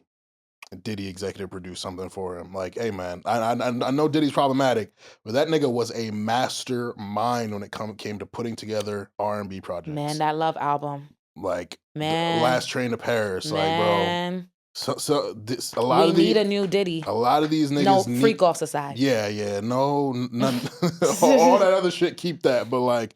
A lot of these niggas need, and that's why I'm glad to see like Jermaine Dupri and Brian Michael Cox working with Division, Raphael Sadiq linking up with Brent, like stuff like that. Right. Like we need more of that because these niggas is just moving through the world on their own. No mentorship. Yeah, making what they think people want to hear, leaning into internet gimmicks and toxicity and all that. Like, nah, bro. Like, you can't force the toxicity, bro. Like, you can't. That shit used to just be innate and natural back in the day. Like you didn't have to tell us you were toxic. We see it in the blog. We just got it. Niggas was ain't shit for real. Yeah, like we was really. We heard it in the music, but you made it sound so good that we was like, fuck it, I'm with it. Like, now these niggas tell us, oh, I'm a toxic king. Yeah. Oh, it's storytelling. Bro, shut the fuck up, and then you see they down bad in they text messages. Niggas trying to force it. Like, I hate that shit. You know how crazy it was when Usher dropped the Confessions video? He got that crazy hook. What? Yo, put that on everything. Stop playing with me. Yo. And then he slid across the room and buried his head right in her crotch. Man. This nigga Ray J risked pneumonia for her, man. Come on. No, it was Stop playing with me. Even Trey Songz snatched that do-rag off his motherfucking head. Like, it was just a certain level of... Lloyd? Oh, my God. Man, nah. The Lloyd era... I love Lloyd. Stop. Yo, in a minute. I saw Lloyd at the One Music Fest in 2019, and he wasn't even there doing interviews. He was, like, back there just watching the show. I tapped him on his shoulder. Like, it would mean so much to me if you can just answer 2 questions. And like everyone that went to junior high school with me that followed me was like, yo, I know you hype right now. I said, no, I am too hype. Lloyd was a guy. I'm so happy he's having a moment because he is truly the sweetest thing. And Mario also gave me a headache too, so I'm happy that the internet don't like him. Mario's very fascinating. That nigga was standing 10 toes for Tory Lanez when Tory was going through everything. And why? You're trying to make a comeback. What? For what? You're trying to make a comeback. Your fan base is mostly women. Like, that, and he wrote a letter of character and everything. Yeah, he's nuts. It was strange. He's very nuts. You know who also was fire? I don't know his last one. Jeremiah's. Yeah, he's terrible live, but that nigga made. Go stop it. Classics, bro. He has classics, bro. Birthday sex. You heard him sing live at Versus. He's Mario terrible. killed all that shit. He is terrible. Mario killed all that shit. Like Jeremiah's like really, really bad. Like really, really bad. Who are y'all favorite male R&B artists? Ever? Like all time? Yeah. Usher. Yeah. Miguel. Neo. Black, which I know people think he's a rap R&B hybrid, whatever, but Black got classics. So, Usher, Miguel, Neo, Maxwell, Okay, Haitian Sensation when they took it together. Yeah. I'd say them. I'm probably forgetting some names, but like it's just like I just love music. Like I could give you a favorite song from like so many different niggas, like Lloyd, Right. Trey Songz, Chris Brown, all of them. Like, and Chris Brown isn't like my favorite, but respect the hell out of him. His catalog is immaculate. So, but yeah, those would be my faves: Usher, Neo, Miguel, Maxwell, Black. Okay, I'll pass you the aux on a Wednesday. What about you? Yeah, mine's pretty much the same. It's like Usher, Chris Brown. Maxwell was a good one too. I also like time periods like Craig David's first album to me is amazing. Like that music video channel, they love him. Yeah. So like stuff like that. I gotta think more about it. Yeah.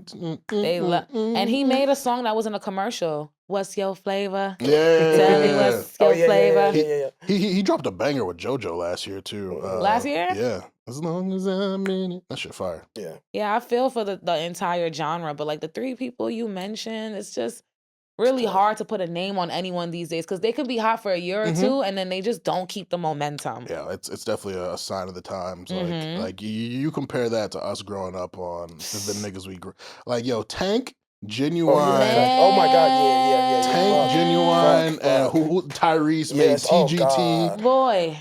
Bruh. No one loves Tyrese's music career more than me. I don't give a fuck. Jonte Austin went so crazy writing Sweet Lady, and he was only 14.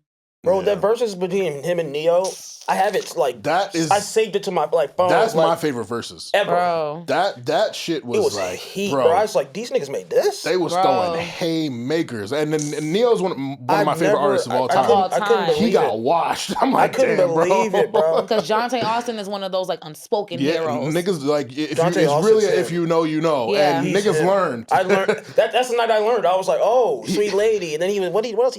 The Mariah Carey like he wrote Come Over for Aaliyah, and I had my Aaliyah phase, so I knew about the Mary J. Blige joint too. Be Without You. A couple. Did he do that? Let me a couple. Him and Troy Taylor are like a dynamic duo behind the scenes in regards to like the R&B sound and specifically male R&B artists. Like he wrote Sweet Lady. They're the sauce. He wrote Sweet Lady at 14. Bro. I should put that interview on my Substack. I got that interviews I never put out. Like you're like that's like what you even knew about that's that? like God speaking through you or something. Like what inspiration did you pull? He's like, I just thought of something that a girl would want to hear, and I just wrote it. I love damn, that song. Jonte, Brian Michael Cox, both of them wrote "Be Without You" from Mary J. Blige. That's crazy. Like that's cheat codes. Like music is crazy. And he a young OG. Yo, we might need to focus on some behind the scene talent. Yeah. For one episode because there's so many people that like Troy Taylor, he be on Instagram adding a bunch of like layering to popular songs. Like he put a bunch of layering on Ella Mai's one of Ella Mai's songs. Yo, it took the song to a different level. And I see people complaining about how like underwhelming her music is and just like how like boring. Did she just drop a new album? She did. She dropped same weekend as Cole. I haven't listened yet. I really like Ella, so I do want to check it out. But yeah, I'm riding with Jacquees. I mean, that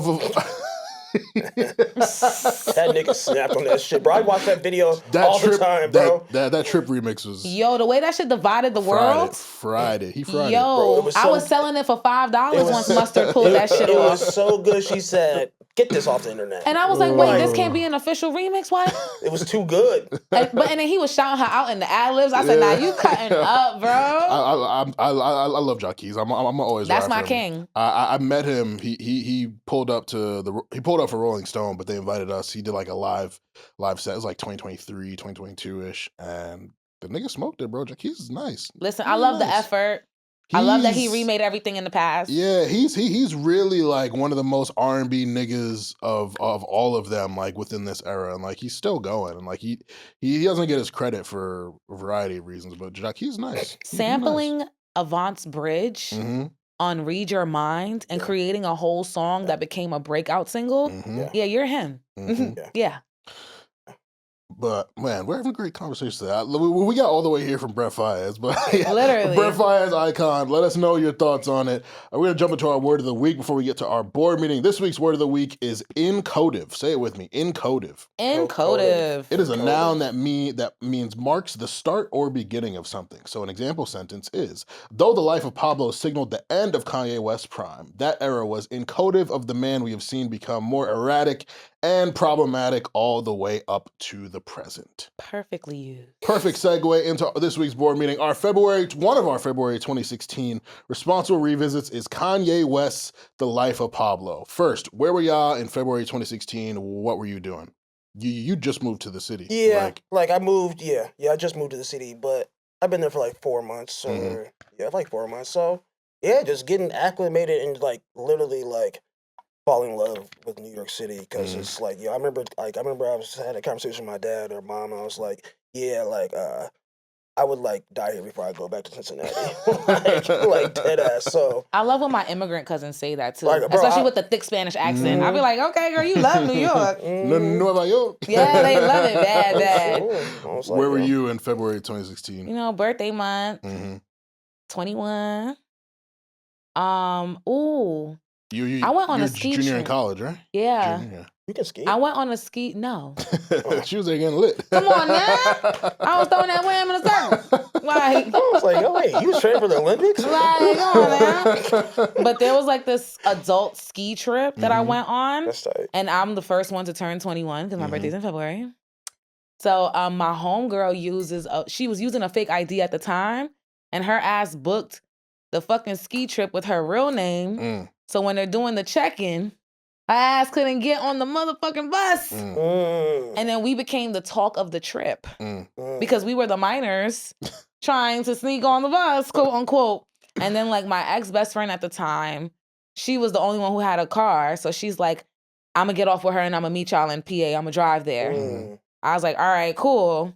And then when we got to the hotel, they had like a Patron-shaped birthday cake for me. I'm like, how'd you get that off the bus without me seeing it?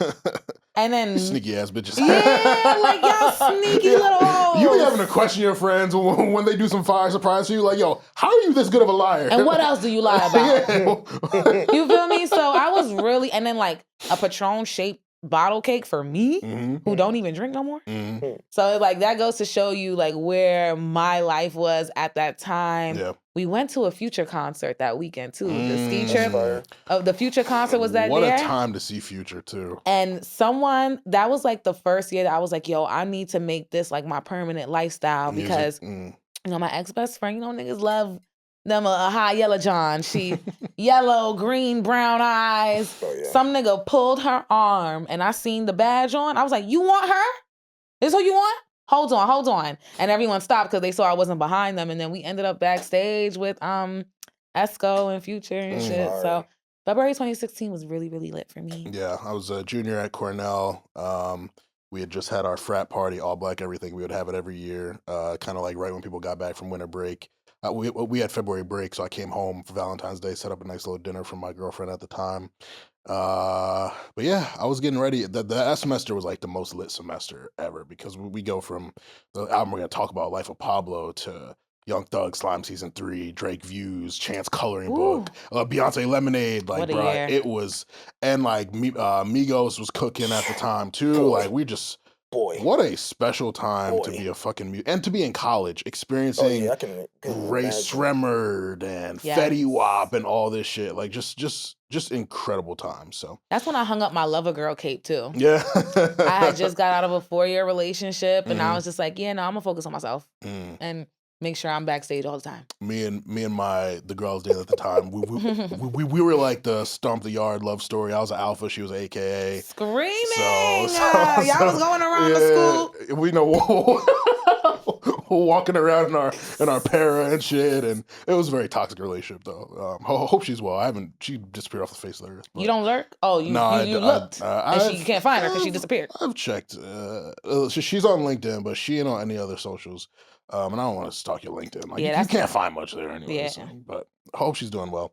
But this February 2016, that month was highlighted by an event release, and I didn't remember how chaotic the lead up to Pablo was. Like, I'm about to say some things that like might trigger y'all memories. And dude, and it's so Kanye though. Like it's just so. We get told in 2014 that the album title was originally So Help Me God, and Q-Tip and Rick Rubin were going to be executive producers on it. He did a few one-off singles that year and the next year, All Day, Only One, White Dress, which is super fire, very slept on Kanye song. Well, White Dresses, incredible. And then 4 or 5 Seconds, which we talked about with Paul McCartney and Rihanna.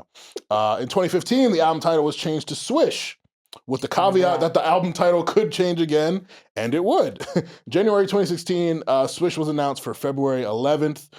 Ye shared Real Friends and a snippet of No More Parties in LA ahead of the release of the album. And then again, at the end of January, the album title was changed to Waves. Then finally in February, the album title was changed again to The Life of Pablo. Ye famously previewed the album at Madison Square Garden during a Yeezy Season 3 clothing line presentation. Did either of you attend that show? No. I did not. I wish I was there. It looks it's so legendary. I know someone who was a model. Yeah. I didn't go, but my best friend who I moved up here with from Ohio, he went. Jordy? He's a big Kanye. Kanye's like, can't do no wrong. He Still? went. Yes. He went and he said it was just like, yeah, it was amazing. And then just like, yeah, I mean, the massiveness of a fashion show like that inside the Madison Square Garden. Then after how they, got on the aux and just started like, played the album. Yeah, Travis was there. Cuddy was there. He played some of Thug Slime Season 3 too. He passed it to Thug and he played Digits. Oh my God. I remember when I first heard that, I was like, wait, what is going on? Spiritual experience, bro. What is going on in here? Like, the videos, you can feel the energy from the videos. It should still circulate now too. Like that's I feel like that's when like virality really started to take off. And like we're gonna get into it when we get into the music, but like Ye was really instrumental in that. Like he was so good at making the music bigger, larger than life. These moments, like his tours. I've never seen him perform live. Like that's one thing I'm always gonna regret. Like I didn't catch him while he was still somewhat sane. Like because now, well, according to the lyrics, he's always been this way. Because granted, now he's doing those shows in Mexico City where he's running back the old classics, and those look dope. Like I guess we kind of got a taste of it at the Larry Hoover show where he did all those classics. But I watched it through a stream. I wasn't there live. I'm so jealous of everyone who flew out there for it. But yeah, man, it was just incredible. Like I'm sitting at college, like upset that I'm not down I wasn't even 21 yet. Like, so I was pissed I wasn't down in New York. We were the youngins. Yeah. Like, but the thing about being in college for these releases was like it was still special. Like we used to have listening parties for projects and kickbacks themed around the projects, and obviously you sit in the crib on the aux smoking weed with the homies, blasting shit. So it was still real special. That's what it felt like. Like how you said, like the virality, but I felt like we was just like at like a party. At MSG. Yeah, like it was just chilling at MSG, passing the aux around. Like what? We were still niggas part smoking, of the moment. Bro, it was crazy. Like bro. the Knicks play here, nigga. What we doing here casually? Yeah, it was just tough, bro. Yeah. Damn. So he ended up delaying the release, of course, to rework the track list and fix waves under the guidance of Chance the Rapper. The album officially came out February 14th of 2016 after he performed on SNL, which is Gangsta. It was exclusive to Tidal for 2 months and helped bring in a lot of subscribers there. Racked up 250 million streams in 10 days and 400 million streams in the first 6 weeks. For some reason, Ye refused to share the streaming numbers with Nielsen, so he didn't actually get any Billboard certifications until much later. Nigga been wildin'. But reportedly... Like, for what? He's just wildin'. Like what, bro? According to Paste Magazine, the album had over 500,000 illegal downloads, which is the most ever. Now, do we believe that? Because we grew up in the illegal download era. Like, download music illegally was just second nature to us. So, like, I kind of do, though. Do we really believe, like, this project had the most illegal downloads ever? In life? Maybe because of the Tidal partnership. Yeah, that's what I'm saying, bro. I remember I couldn't listen to it, and like how much I was like, bro.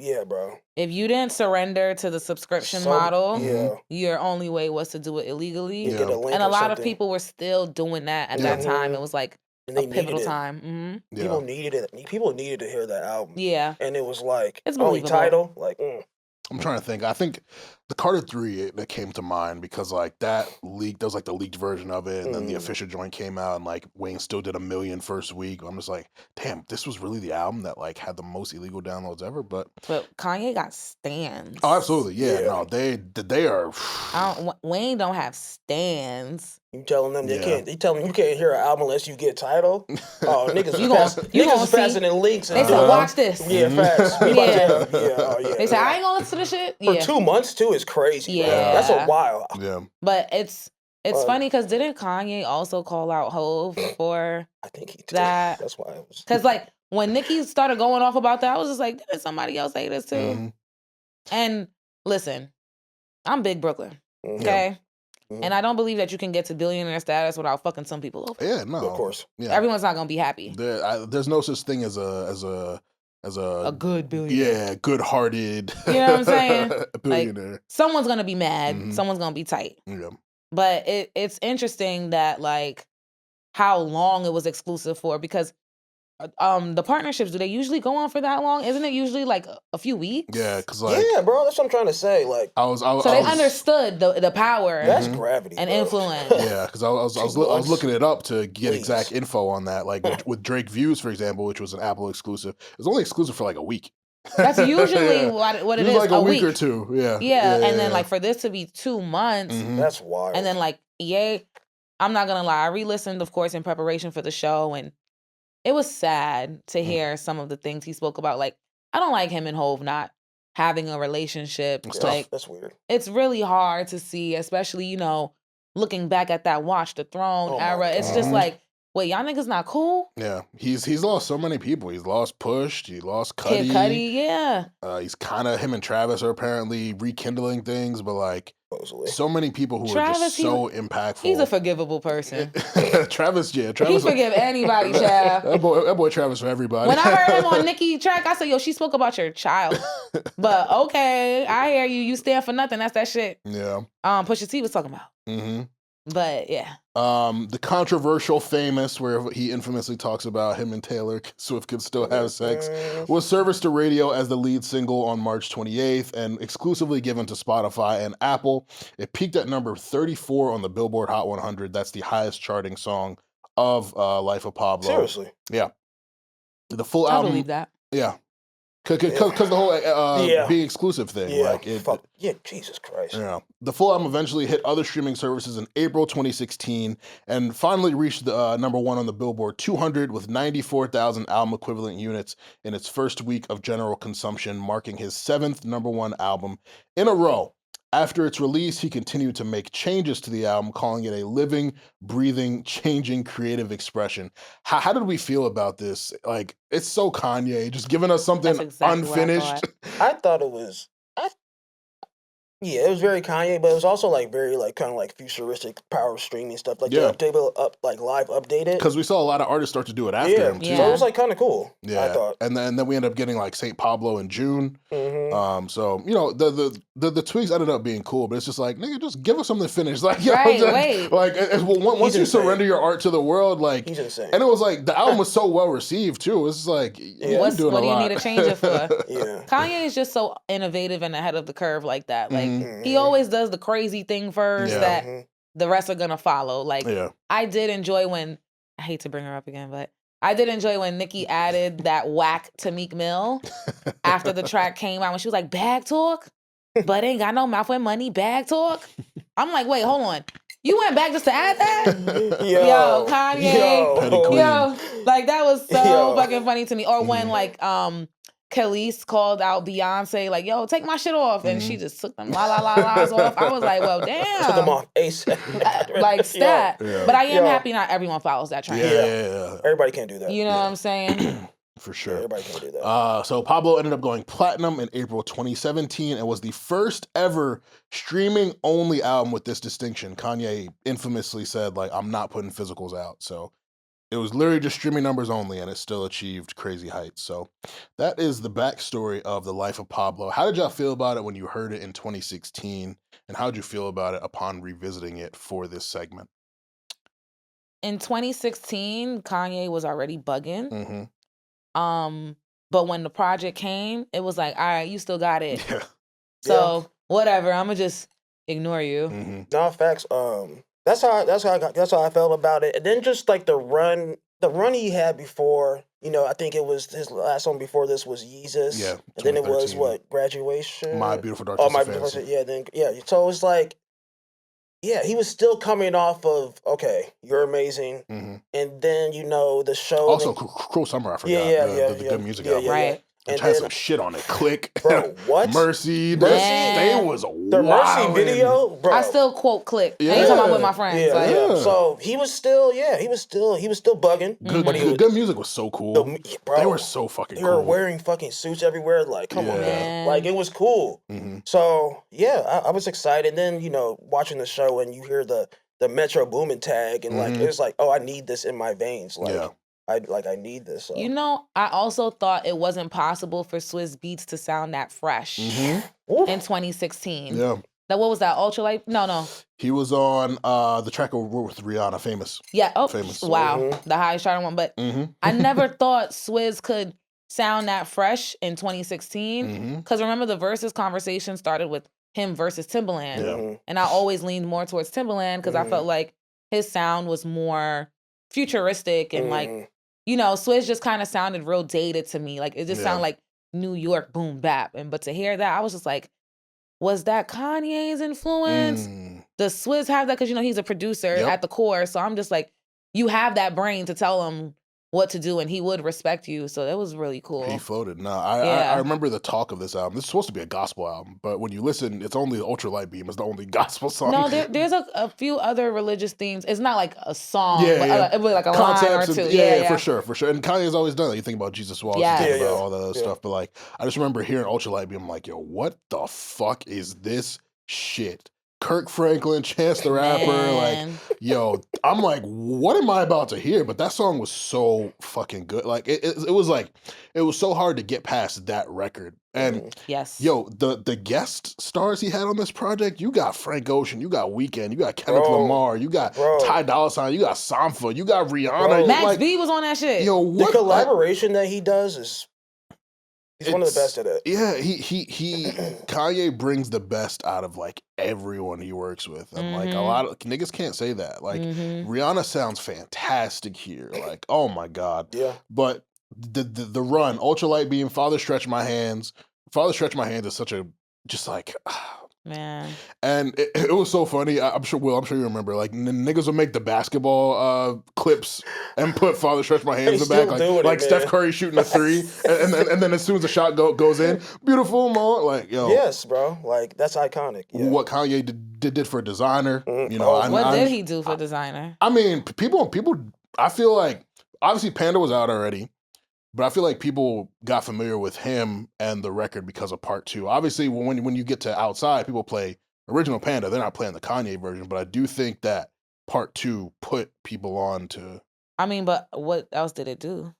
It just made Designer more visible, and then he ended up signing him to. It was just like I don't think it did anything, and really? I feel like Designer should have went a different route. Oh, he absolutely should not have signed to Good Music for like, sure. Oh, for sure. That was a terrible idea. I mean, don't get me wrong. In 2016, the link up, it was like, oh shit, like, but it didn't make the song better.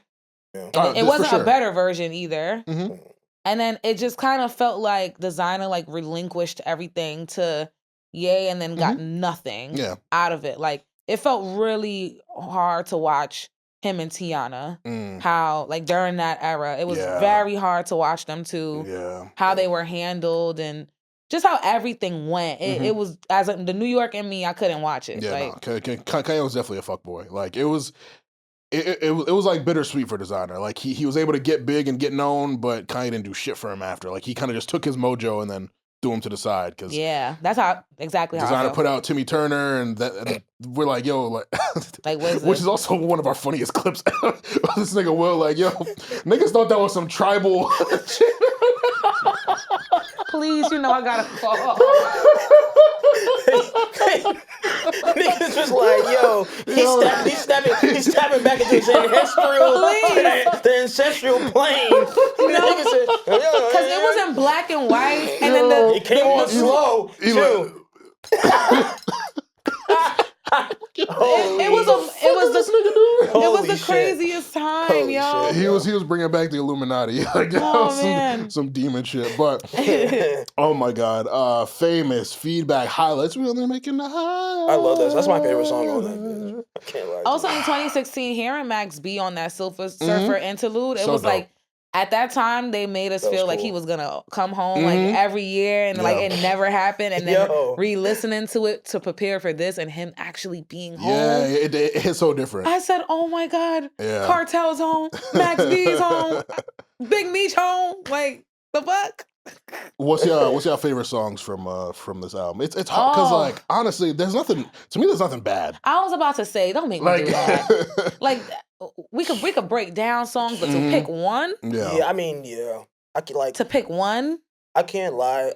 I think I talked to Ed about this before too. Like highlights and the song before highlight. What's it? Lowlights, yeah. Bro, that the way it goes into it and like the prayer and like what she's saying and stuff is like.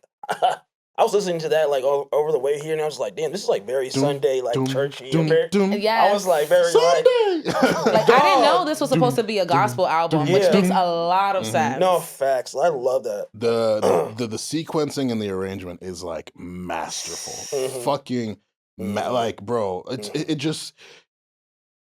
It's hard to like say like I almost want to like just play the whole thing again like listening to it on the way here, it just put me in such a good state of mind. Like Kendrick sounded so young. Oh, no more parties. God, yeah, he sound like a baby. Yeah, he sounds so different. Real Friends is so crazy too. You know what? That might be my one favorite. Ooh, he was talking on that bitch. That might be my one. He was talking on that. Word on the street and they heard. No, for real. And like the way that became like the theme song for Good Friendship. IG captions galore. Yo. Damn. How many of us? Thank you for saying that. So many quotables on this album. So many quotables. If I fuck this model, she just bleached her asshole. I get bleach on my t-shirt. I'm gonna feel like an asshole. Like what? Like, he was bugging. He was going crazy. So many fucking lines. Like the MSG show too. I don't know who else can do something like that because he did it again recently. Like, didn't he do an album party at an arena? Oh yeah, for Donda, he would do it in Atlanta. Yeah, he did it at Mercedes-Benz and somewhere else. He did in Chicago too. Chicago, yes. And I'm just like, which other artist can do this to this level?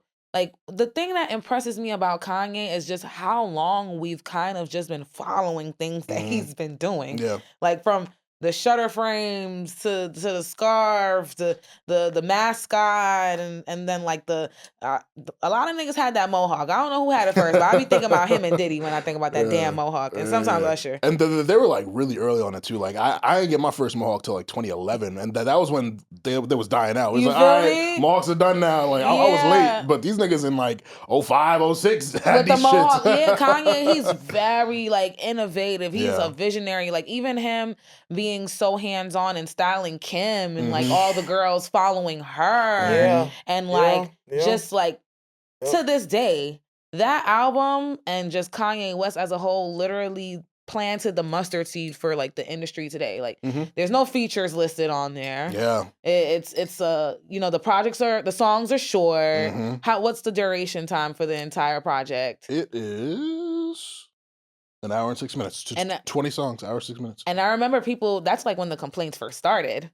Going back to the point that the conversation that we had earlier, like people were complaining about how short these songs were. At least I saw that on my feed. Yeah, you're right. You're right. Like they were complaining, and I'm just like, yo, I'm not really used to like songs being this short. But it was innovative though. It was innovative, and then like he did it for everyone's project at the time that was on the label, and it was just like it wasn't received that well, but now it's the standard. Yeah. And it's a good psychological trick. Like you cut something off so soon, people are anticipating and they want to hear it, so they go back, and that gives you replay value. Like it's brilliant. He's honestly like creative genius, a sicko, like just and really disappointing. But I think another thing about the Kim thing, I was about to say, like the MSG show, it was like we were watching like Game of Thrones royalty. Like people, like the whole Kardashian family was there. No shade.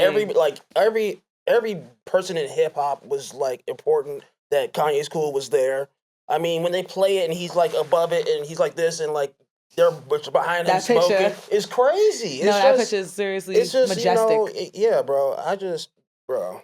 And like, we have to admit just how much people love that fairy tale. They do. The fairy tale, yeah. They love it. We ate it up. The biggest dude with the most famous woman. Like, it was crazy, bro. He's styling her. She's a big woman in beauty and fashion. He's releasing sneakers. What didn't he drop sneakers that year too? I think so. Yeah, the 350s, no? Yeah, that shit hit the streets like crack. Yeah. Like, no, yeah, he changed like the shoe game for real. Everything. Everybody was like, yeah. Everything. Like, clothes still look like that damn fashion show today. Yeah. Like, Kanye really, I don't know. It saddens me because it's just like, who is this creative? Like, you really were the guy behind the scenes making the beats. And then you became the guy in front of the camera.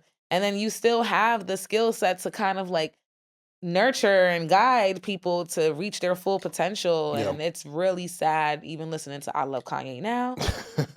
Boy, oh boy. It's so meta. It's just like, oh, meta. If only you knew what you became talking about. and it's so fun because this nigga would be trolling but still make good music. Like, remember 2018 that poopity scoop shit he did to fuck with Drake? But even that shit was kind of Lift Yourself. That's what it's called. Yeah. That shit was hard too, bro. No, it wasn't. I fuck with it. I'm not gonna lie. That shit was not I fuck with Lift Yourself. That shit was hard. Lift yourself above your feet. That shit was not hard. Scoop. Scoop diddy whoop. I took it for what it was, a joke. But Lil Northy, Northy coming for that little crown. She's talented. She's talented. Like, yeah. It's just in her DNA. So high key. Man, but yeah, it was really fun going back to Pablo. It's such an easy listen. I hate that I can't listen to it without getting sad just because like he never did it like this afterwards. You look at those Good Music 7-song albums in 2018, like Yay will never be Pablo. Donda, which had some shit on it, but you're right, bro. Donda will never be Pablo. Like this was really his last. That was the last of it. It was like the last Kanye West album. Like this new nigga Ye, I don't know who this nigga is. I don't know who Ye is. This was the last one. Yeah, this is the last Kanye West album.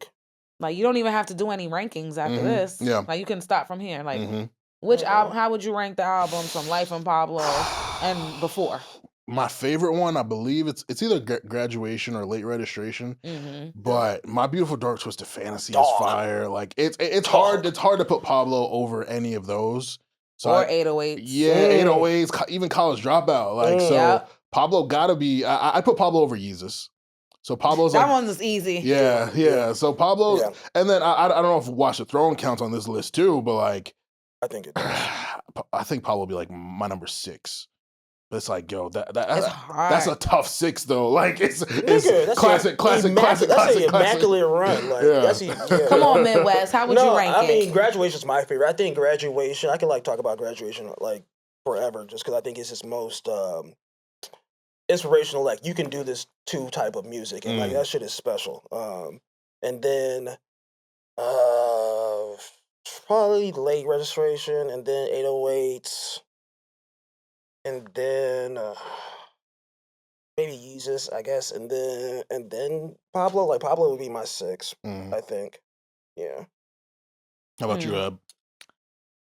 Man, because of the run he had in the beginning, yeah, that's tough. Because I don't even know if I'll put it before Yeezus sometimes. See, like that. I need to go back to Yeezus. That's definitely his album that I revisit the least. So. I don't think I'll put it before that. I don't know. Like we said before we recorded, Kanye, it's hard to. Forgot about my dark. Because College Dropout, Late Registration, and Graduation are like a series. Yeah, for sure. And they're so like fluidly seamless to one another, so it's hard. So should we put that in one? It's like hard that to trilogy? like separate them. Yeah, right. You should though. For the trilogy is one. Yeah, I think you should. All right, so that's fair, and that also helps with the ranking too. Yeah, that actually. So it'd be I put the trilogy up top. The college trilogy. Yeah. And then I'd probably go My Beautiful Dark Twisted Fantasy. I'm not mad at that.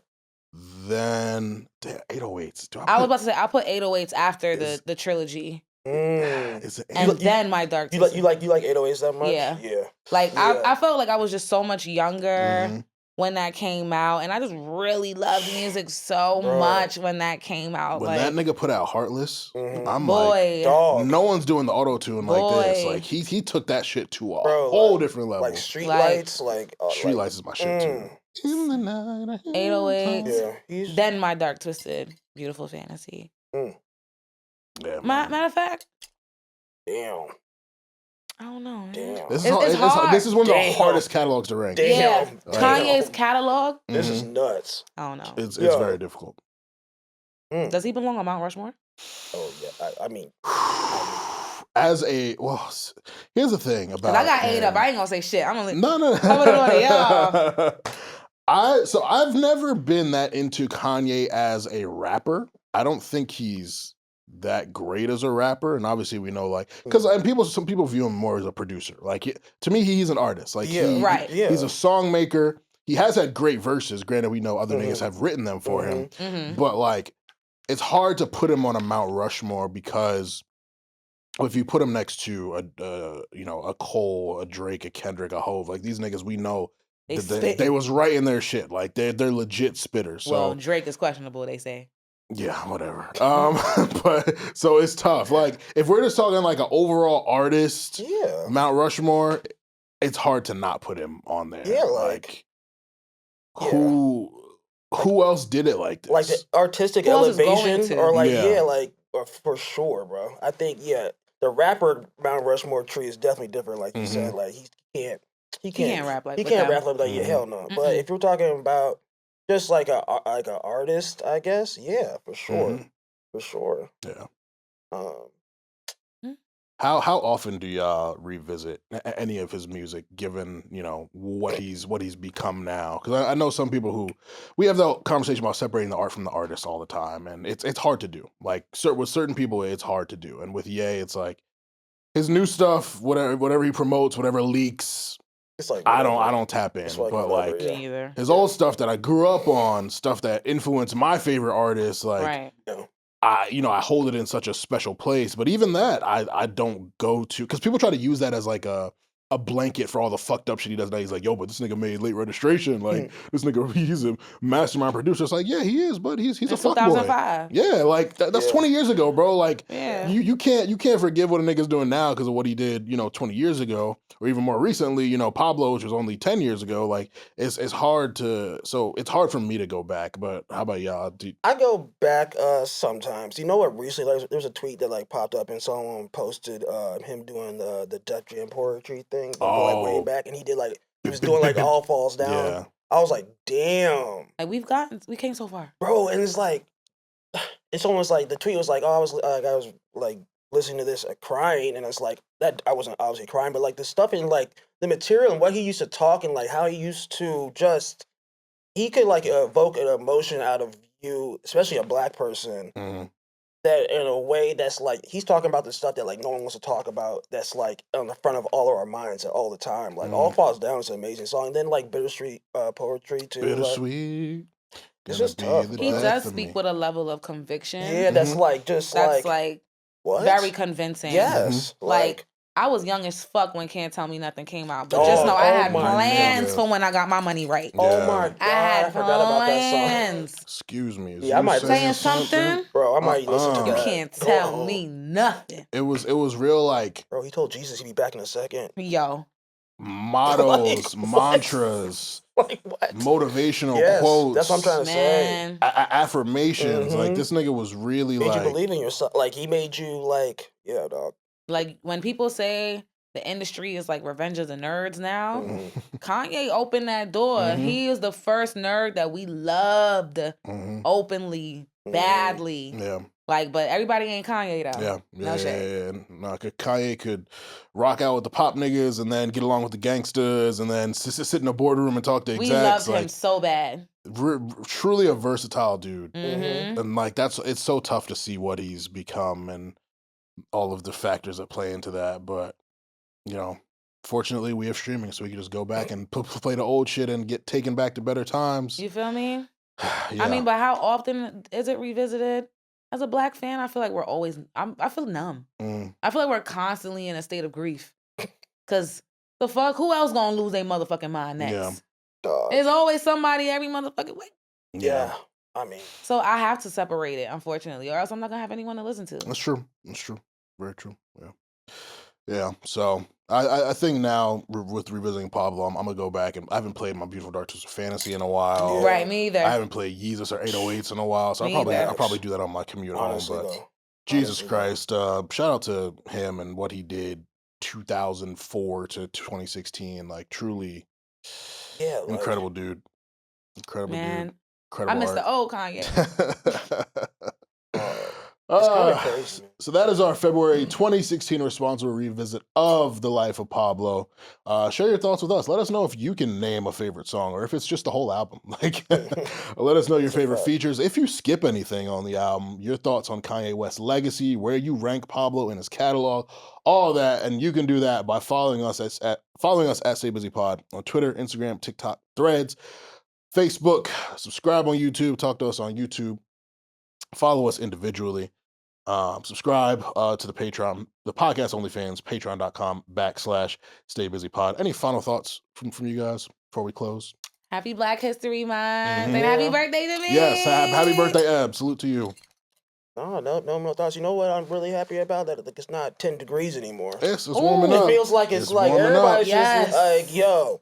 Heating up. It's starting to melt, like the snow. Like, come on, gang. It's getting nice outside. I walked to the barbershop the other day with just a hoodie on. I was like, yeah, we back. Yeah. We back. Wait, you don't line that shit up yourself? No.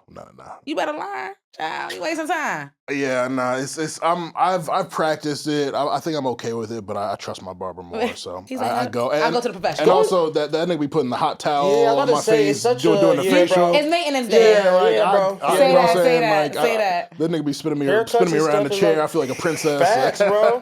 Haircuts is like the older you get, the more important. Like, I was like, yo, don't talk to I'm gonna my eyes are gonna be closed the whole time. Mm-hmm. I'm gonna be damn near asleep. That. Like you go there, you get pampered for real. Felt that. That's like nigga pamperment. Y'all deserve. We do. Happy Black History Month. Yeah, I'm about to hit the nail salon this week. And go see my lady. Mm-hmm. Yeah. Don't kick her. The last time I got one too, she was laughing. She's like, "Oh, I'm like, yes, bitch, so hurry up." Like, fuck you think I'm doing all this wiggling around for? And so with that, for Will, for the birthday girl, Miss 2Bs, and for myself, we want you to stay safe, stay healthy, and stay busy.